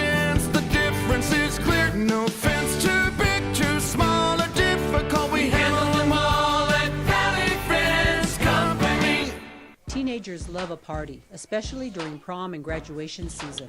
Often, alcohol is involved. Some parents think that hosting a party with alcohol in their home will keep the kids safe, but it's wrong and it's illegal. As a parent, to allow your teenagers' underage friends to consume alcohol on your property is a felony. It kind of feels like he's Jordan, right? I mean, in that respect. But all the, how many, if I gave you the over-under the rest of their career, and I gave you these 9 dudes, and I said they're going to win over-under 3.5 Super Bowls. And I said Josh Allen, Tua Tagovailoa, Lamar Jackson, Joe Burrow, Deshaun Watson, C.J. Stroud, Anthony Richardson, Trevor Lawrence, and Justin Herbert. That's just AFC. That doesn't. I'm not giving you Daniel Jones and Jalen Hurts and Justin Fields and Jared Goff and Jordan Love. No, I mean, right? None of that. And I said 3.5 the rest of their career. It's a tough one, right? That doesn't include the guys coming in. Here comes Caleb Williams, Jaden Daniels, right? And these guys that are coming in now. And this guy's in the way. He's 26. I mean, he's got 10 years of prime left, doesn't he? That's kind of the number I've been going on. I think that's fair. The late 30s. I mean, that's not a stretch at all. And somebody's going to step in that wasn't on that list of 9. I mean, the NFC is going to win a Super Bowl somewhere, right? So Jared Goff or Matthew Stafford or Kyler Murray or Baker Mayfield or Derek Carr or Jordan Love or somebody's going to step in and win one. So there have been 71 quarterbacks drafted since Mahomes. And that's drafted. It's not undrafted. And, everyone else who comes along. But of those 71, we know the names. Who gets more rings, those 71 or Patrick Mahomes? 71 drafted since him? Yes. I mean, it's hard not to go with. Well, I mean, so that the guys in front of him, right? So that's kind of the same timeline as what you're talking about. Somewhat, yeah, but it is. I'm just trying to think this through. Like, over the next 4 years, does Goff and or Stafford and or somebody that came in before him win a ring? Right? Because then then it's him or anybody else. So I would almost go anybody else, but boy, I don't, it's hard, right? But that's literally what you're up against right now. That's the numbers that we're staring at. It's insanity in some respects. You can get in 505-246-0610, 888-922-0610. This might be better than Jordan or even Brady Mahomes. And the Chiefs did this in a down year. Who are the players on offense who were having career years? In fact, Kelsey had a down year, says the text line. Yeah, and this was a down year offensively for them, right? Marty, good morning. You're on the Sports Animal. Hi, Marty. Hey, guys. You guys know I'm a half-full kind of guy. So, to me, it's also the contributions of one guy. And I think if they lose them, I think the team will change. Andy Reid. No, number 95, the big disruptor. Well, I think that's a big deal. I 100% agree with you. That's a big deal. Yeah, I think sometimes we fall in love with the quarterback and we give him a lot of praise and all that good stuff. But I think once he leaves that defense, remember, this was the best Chiefs defense they've had. So the defense carried them. I thought the defense won the game for them because on some of those passes, the big third downs, McPurdy there, he really didn't have any time to do anything. And, of course, maybe a better player makes a pass because he missed on 3 open guys. He did. Yeah. He missed Debo. He missed Ayuk. He missed Jennings. There was 3 touchdowns right there. So I know we fall in love. We give certain guys. We want to give them the goddom of all this. But to me, if they lose Jones, I think that's a whole different team. It is. And it's a great call, Marty. Thank you for that. This is the best defense they've had. No doubt. Chris Jones blew up that last third down play, but he also blew it up because no one blocked. So it was that. Watch that play. Go back. It's all over social media. 2 San Francisco offensive linemen pulled to the left, and Chris Jones ran through a wide open hole. That's a missed assignment on San Francisco. Yeah. But Chris Jones and the defense carried this team. But let's not try to talk like Patrick Mahomes isn't. Well, I mean, who's easier? And I don't want to say easier to replace because neither one are easy to replace. Who's more replaceable, Chris Jones or Patrick Mahomes? Right? Are we done? All right, we're done. Thanks to Kenny Thomas for being in here today. Jim Rome Show is next. The Herd with Colin Cowards after that. 2 Men On comes in at 4. And we are back tomorrow morning with award-winning radio at 7 a.m. Have a good day, boys and girls. Be kind, loving, caring, and sharing. We'll smell you tomorrow.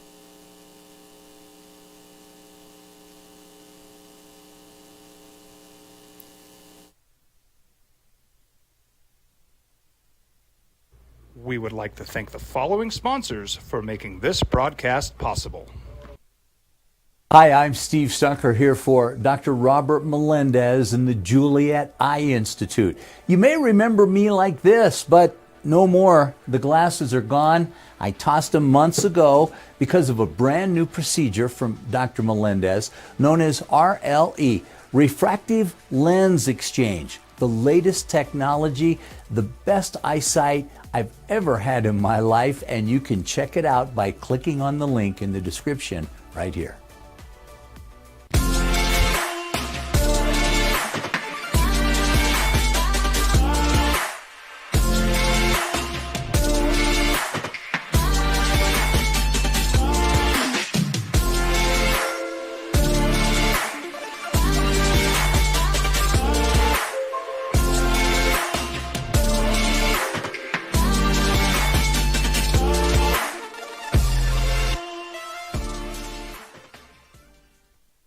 These days, it's important to know people and businesses you can trust. There's a lot of places where you can buy a vehicle, but there's only a few local dealerships where you'll find honest people who have your best interests in mind. And Fiesta Kia is one of them. We've been helping our neighbors save money and drive dependable cars for years, and we'd love to help you. With new Kias arriving daily, you'll love our selection and the peace of mind you'll get driving a Kia from Fiesta. So stop by and see us today at Fiesta Kia on Lomas, or just start driving now at fiestakia.com. Here at Clark's Pets, we understand your pets. We take meticulous time to find out more about them. Dig deep into their world to understand their needs. We do research for knowledge of each pet, so you can trust Clark's Pets to provide you the best products and service for your pets, because we work hard to understand all of their needs. Clark's Pet Emporium, your pet's second best friend.